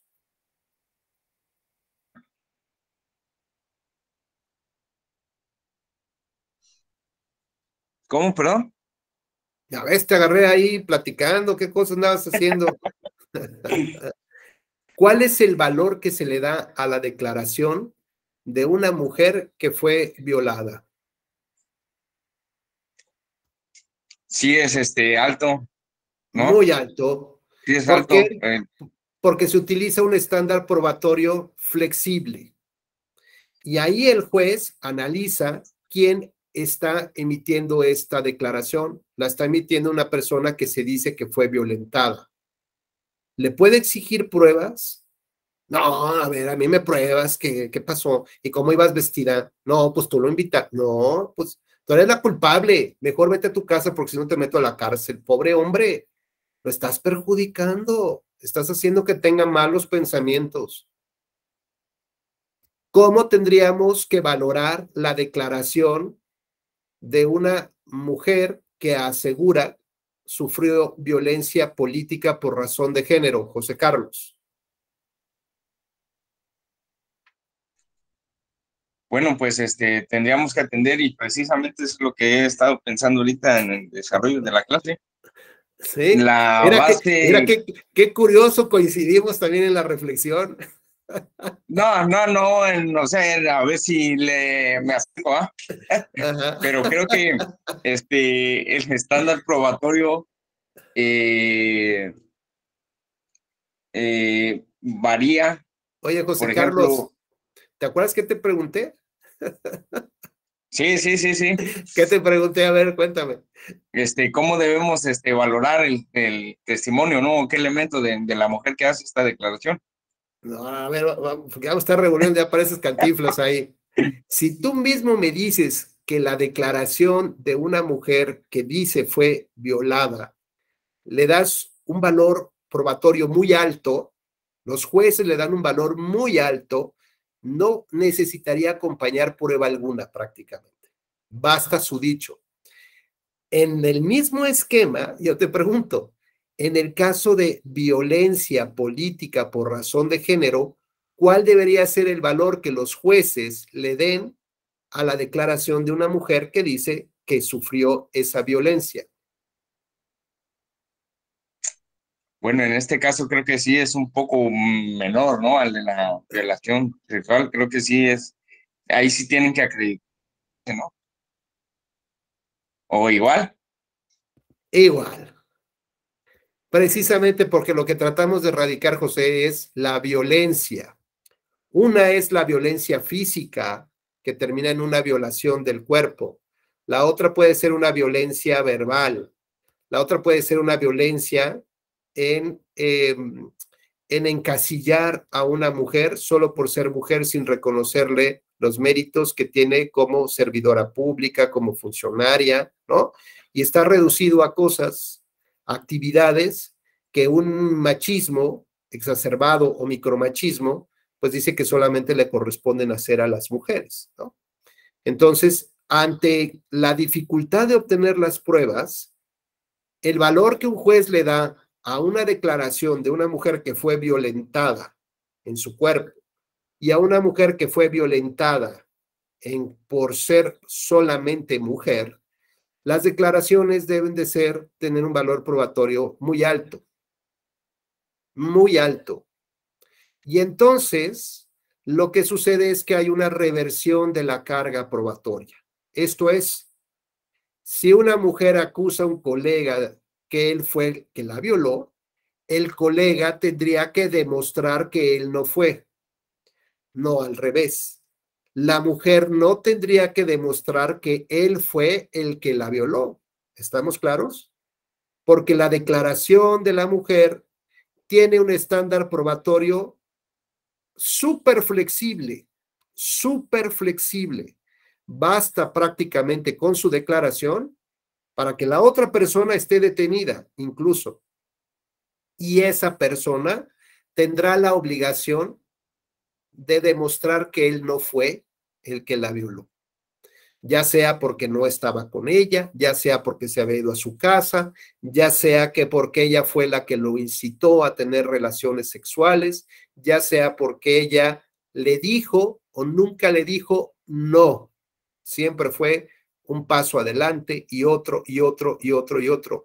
Y a lo mejor habían consensuado tener relaciones sexuales, a lo mejor ya eran amigos, se conocían o se conocieron en un bar, la historia que quieran contar ustedes.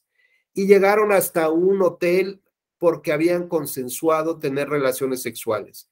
Y ya justo antes de entrar a la recámara, estaban en la sala, echaron unos tragos y todo parecía indicar que las cosas iban bien en términos del consenso para tener relaciones sexuales.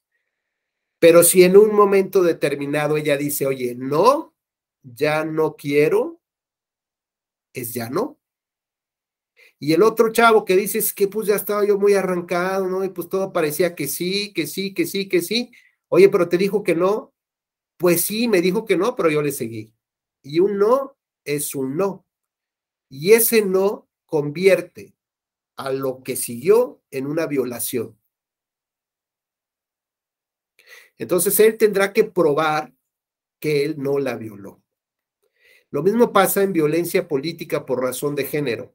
La declaración de la mujer es una declaración que tiene una importancia muy alta o debiera de tener un valor probatorio muy alto. Luego entonces hay una reversión de la carga de la prueba. La mujer es la que debería de probar que la violentaron. No. Se revierte la carga de la prueba y al que está siendo denunciado, a él le corresponde demostrar que todos sus actos y conductas relacionadas con la denunciante fueron en términos igual patanes, groseros, lo que tú quieras, pero no por el hecho de ser mujer, porque también le faltó el respeto y de la misma manera a los hombres. Bueno, entonces ya no es la violación por razón de género, la violencia por razón de ser mujer, simplemente porque es un patán, ¿no? Y trató a todos igual y no a una mujer la diferenció en su trato y cometerle violencia política. Ahora bien, cuando analizamos este tipo de razones por las cuales consideramos que las declaraciones tienen un valor muy alto, entendemos que hay dificultad de obtener la prueba, que hay protocolos para juzgar con perspectiva de género. Y cuando hablamos de la democracia, ¿no tendríamos tal vez que trabajar en un protocolo para juzgar la violación de la democracia? ¿No habría que darle valor probatorio importante aquellas irregularidades que son denunciadas y que son difíciles de probar? Tal vez sí, me van a decir, oye, maestro, pero pues aquí todo el mundo va a decir que se violó la democracia, ¿no? ¿Por qué? Para facilitarle las pruebas.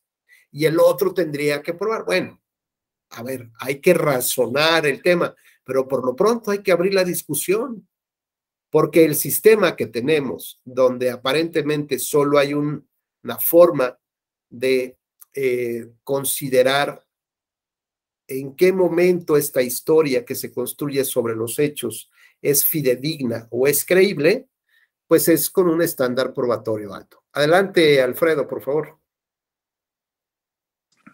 Sí, gracias, doctor Rubén.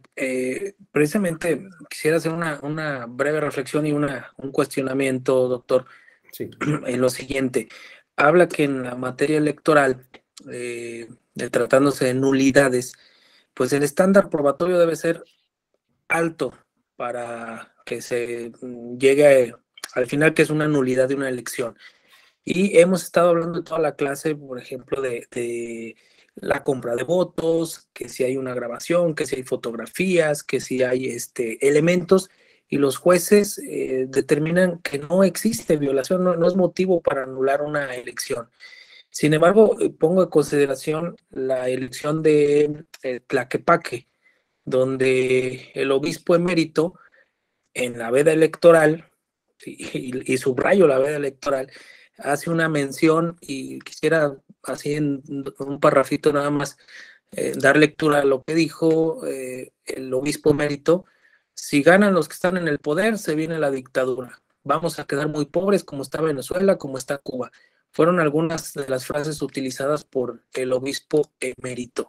Y con eso fue suficiente para que el tribunal anulara una elección. ¿Sí? Entonces, los estándares probatorios, no sé cómo valorar los magistrados, incluso fue la Sala Superior quien anuló esta elección.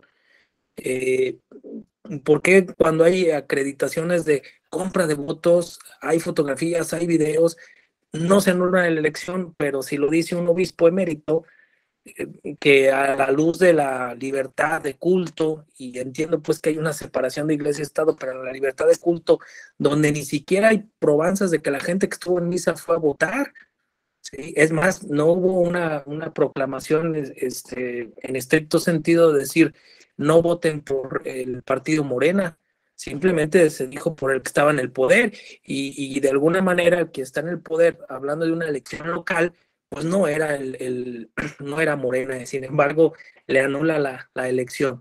¿Por qué un estándar probatorio tan alto como es la nulidad, cuando se acredita en unas situaciones no se anula, y cuando las dice el obispo sí se anula? No sé cuál sea su comentario, doctor. ¿Qué nos puede decir al respecto? Claro, bueno, primero que nada, tenemos que entender que la justicia, la visión que se ha tenido de la justicia electoral, hasta más o menos en la época que llegó la causal de nulidad abstracta, era una visión formalista, ¿no? Es decir, de una estructura muy formal del derecho, donde digamos, los estudiosos del derecho, los abogados del derecho, desde esa época y generaciones atrás, entendieron el derecho como la aplicación de la norma al caso concreto. Entendieron la resolución del caso a partir del silogismo jurídico, donde la premisa mayor era la norma, el caso la premisa menor, y entraba un proceso de subsunción, es decir, de ver si encuadraban los hechos con los supuestos de la norma y obteníamos una consecuencia, y si no, terminaba la consecuencia. O sea, no llegábamos a esa consecuencia. Era una estructura muy formal del derecho en México. No digo que estuviera mal, es como crecimos en México, como aprendimos a hacer el derecho, a estudiar el derecho, ¿no? Y como se siguió enseñando el derecho. De pronto empezaron a venir estas ideas revolucionarias de la visión del derecho aplicando estándares internacionales. Tan es así que la anterior integración de la Suprema Corte de Justicia de la Nación les provocó prurito, por decirlo menos, que aceptaran que la Convención Americana estaba al mismo nivel que la Constitución. Y decía, no, está por debajo de la Constitución, está por debajo, y siempre por debajo de la Constitución. les dio prurito porque tenían que acatar la resolución de una corte interamericana. O sea, ahora, y la soberanía de México, fíjate cómo, Israel, cómo todavía en la alta corte mexicana teníamos esa estructura de pensamiento sobre el derecho, al punto que llegaron a decir en una jurisprudencia que el Tribunal Electoral no tenía posibilidades de hacer un análisis de constitucionalidad de una norma electoral a través, digamos, de la visión del acto de aplicación de esa norma y decir que esa norma era violatoria de la Constitución y por lo tanto se inaplicaba el caso concreto.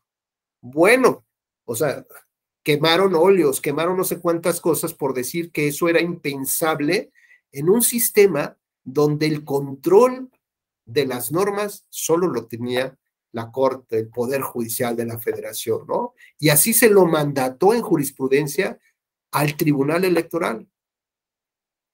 A tal grado que cuando el caso Castañeda-Goodman llega hasta la Corte Interamericana y se filtra el proyecto de sentencia de la Corte, en automático, un día se levantaron los señores ministros y dijeron, oigan, por cierto, ¿se acuerdan de aquel criterio?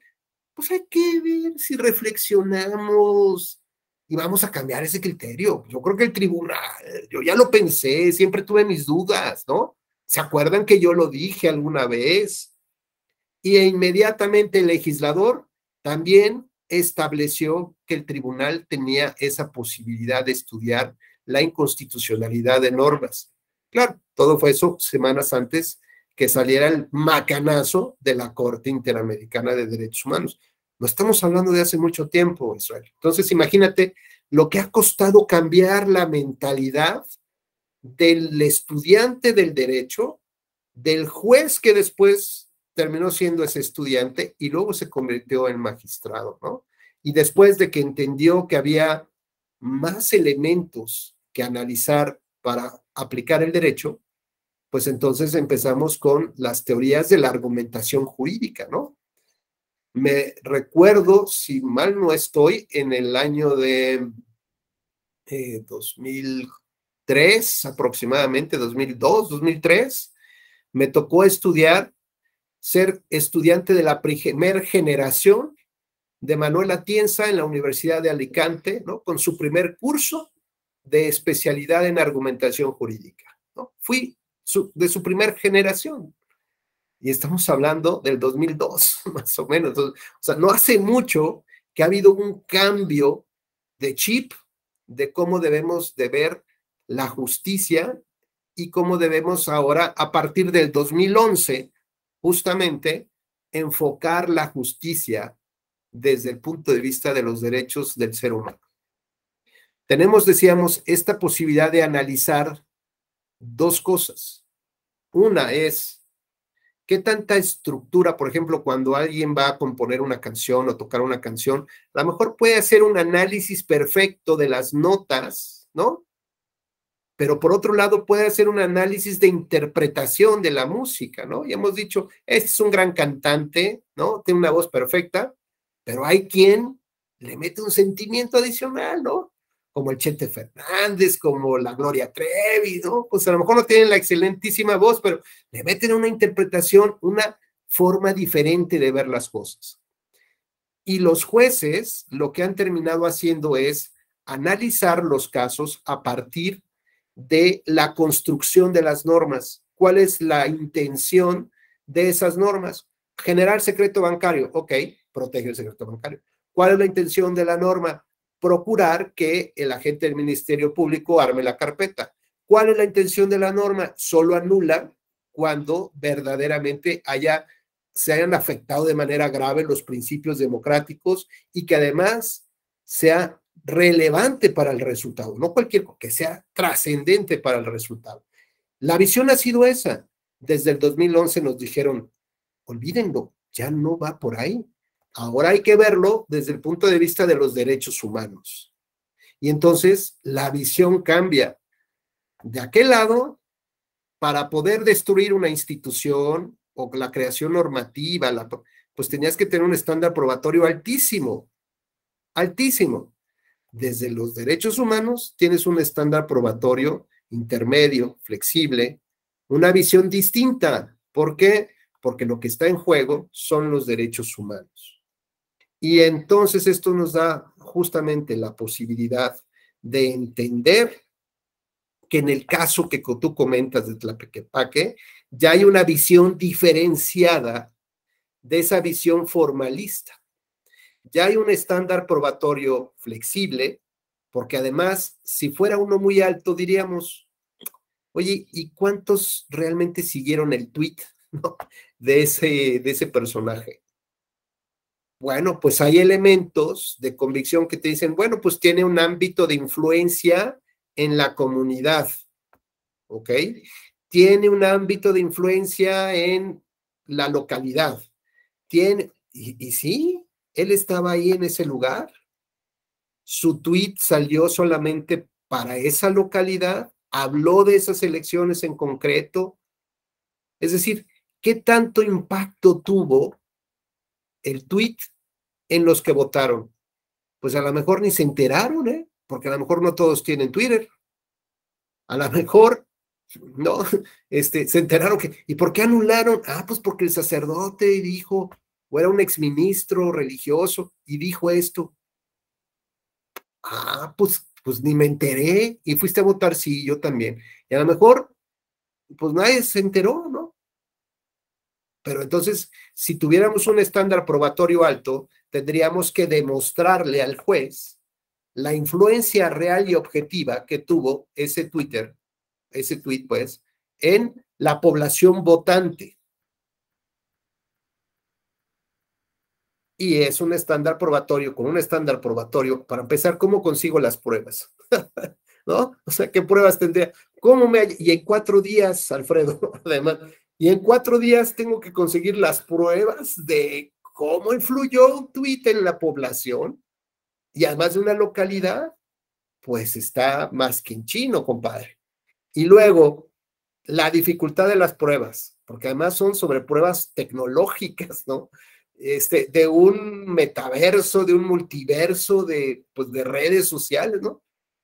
Que tampoco comprendemos ni siquiera cómo llega la información, cómo se transmite.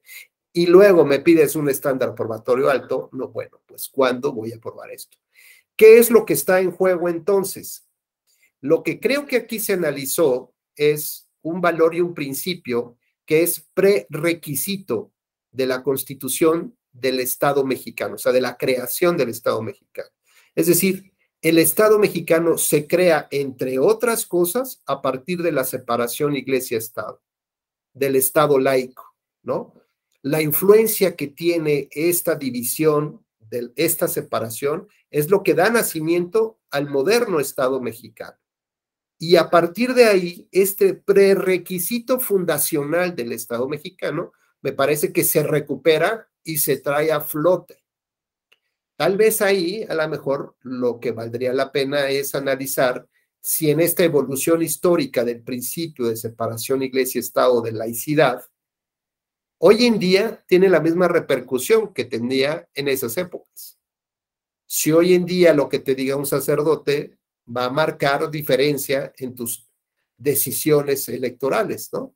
Cuando a lo mejor el porcentaje de católicos a quien estaría dirigido tal vez ese mensaje, pues a lo mejor sí es muy alto en Tlaquepaque, puede ser, pero insisto, ¿quiénes vieron en Tlaquepaque ese mensaje? Pues quién sabe, ¿no? Y que realmente además haya generado este cambio de opinión, pues a lo mejor, como dicen, ¿qué tal si el sacerdote dice, ya no le vayan al Chivas, váyanle al América? Oye, yo siempre he ido al América, ¿qué influencia voy a tener? Pues me vale lo que diga el sacerdote, yo de todas maneras le voy al América, aunque le diga que le vaya al América. Yo de todas maneras no iba a votar por tal partido. ¿No? De todas maneras no lo iba a hacer. ¿Qué influencia tiene en mí? Ninguna.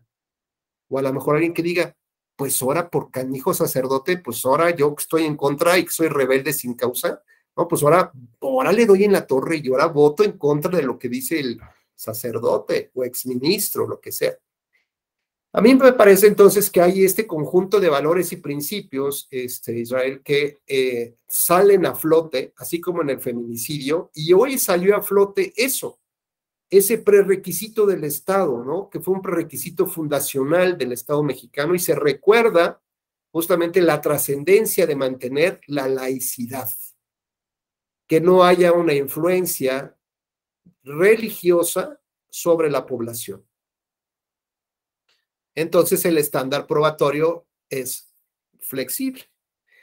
Yo te pregunto, Alfredo, es que te digo a veces Israel y a veces Alfredo, te pregunto, ¿qué mensaje crees que le haya dado el tribunal a los ministros de culto religioso con esto? Pues creo que el mensaje es claro, ¿no? Cállense, no se metan en la parte de la política. Claro.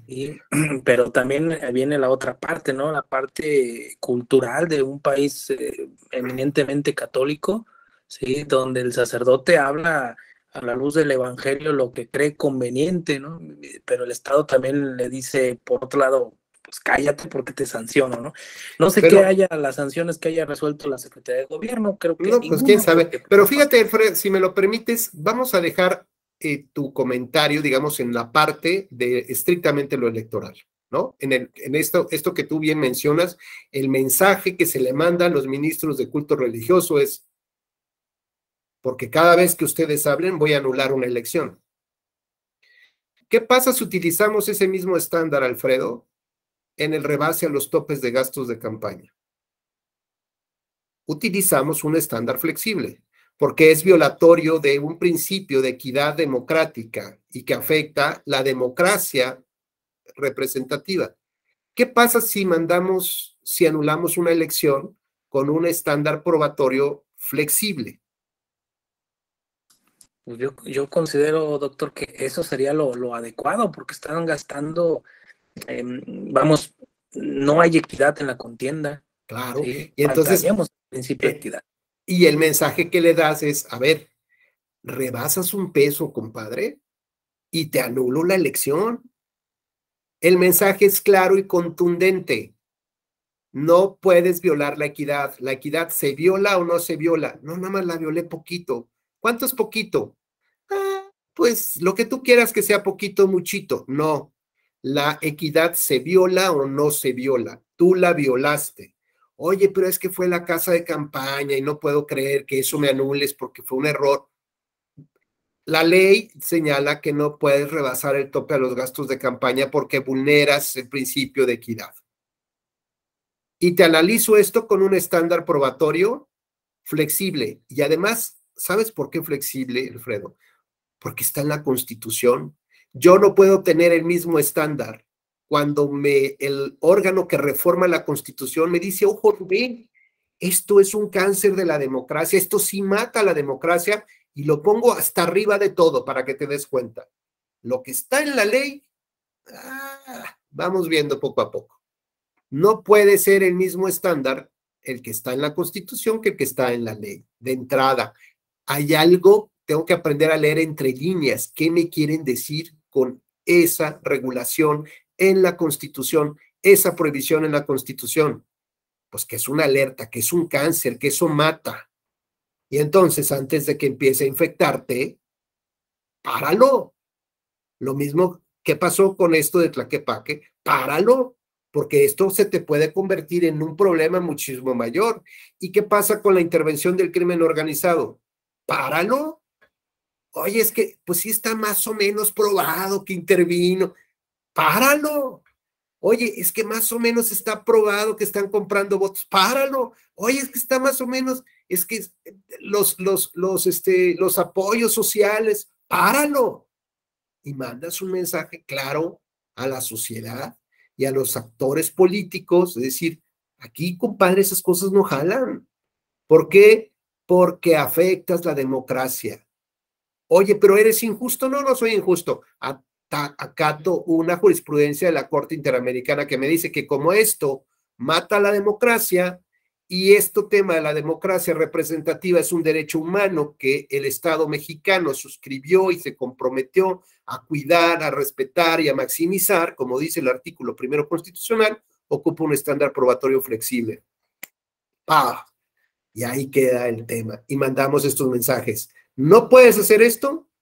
Y además le mando un mensaje a la sociedad. puedes confiar en tus jueces que están realmente protegiendo tus derechos humanos y están protegiendo la democracia. Pues hasta aquí dejaría yo mi intervención antes de que me apaguen el micrófono.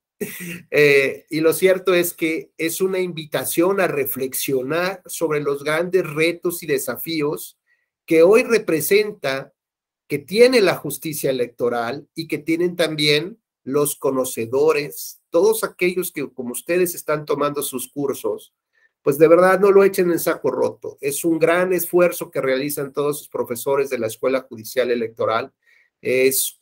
Creo que hay que aquilatar estas experiencias y estas enseñanzas, porque finalmente ustedes son los que van a impulsar, bajo el principio dispositivo, van a impulsar que los jueces hoy tengan una visión distinta de cómo buscar la justicia en el derecho, cómo los estándares probatorios, como una medida, podría beneficiar para limitar un poder que está lastimando a la democracia, cómo la integridad electoral en el caso Bolivia ayudó a limpiar el tema de las elecciones, cómo el compliance electoral, que es muy similar al compliance penal, nos serviría también para limpiar un poco la imagen de los partidos políticos si se comprometieran a hacer las cosas de una manera diferente y que la sociedad se merece. Entonces yo les decía ayer o en otra ocasión que estas tres herramientas bien utilizadas, compliance electoral, la integridad electoral y los estándares probatorios, ayudarían a equilibrar de nueva cuenta a estos errores o estos excesos que se han ido cometiendo y que tarde o temprano van a terminar dañando de una manera muy seria la democracia. Y recuerden que junto con el acceso a la justicia, que es igual también a la independencia de los jueces y a la dignidad humana, son tres fichas que no se mueven del tablero y que son las que soportan todo el sistema que le llamamos del Jenga, la torre por la cual se construye el sistema de los derechos humanos. Pues, estimadas compañeros y compañeros, para mí ha sido un verdadero placer nuevamente estar con ustedes. Los enfoques que tenemos de estos tres procedimientos, ¿no? De la fiscalización de los recursos, el rebase de los topes de gastos de campaña, la violencia política por razón de género y al igual los procedimientos administrativos sancionatorios, tenemos que hacerlo bajo los análisis de cuáles son los principios que rigen a cada procedimiento, cuáles son los principios de cada materia que va a conocerse en cada procedimiento, conocer cuáles son las cargas procesales probatorias, ¿no? Dependiendo de la facilidad de conseguir las pruebas, dependiendo de los valores y principios que intentamos proteger, como el caso Tlaquepaque, con el caso violencia política por razón de género, ¿no?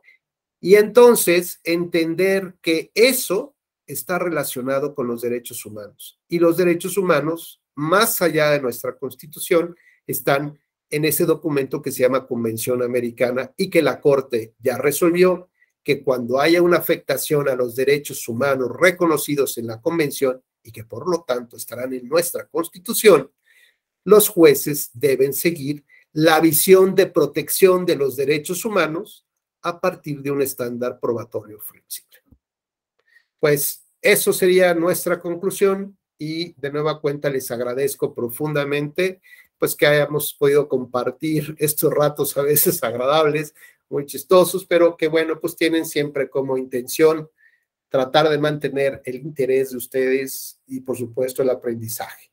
Y yo lo único que les diría es que estoy seguro que nos vamos a ver a la vuelta de la esquina y que si estos cursos les gustaron, que también nos favorezcan con una palomita ahí en las redes sociales, ¿no? Y que cada vez pues podamos involucrar a más personas para que también tengan conocimiento de estas reflexiones. ¿Sale? Muy bien, pues descansen y nos vemos pronto. Nos vemos, Memo. Gracias. Hasta luego. Nos vemos, Muchas Carlos. Gracias. Chao, Juliana.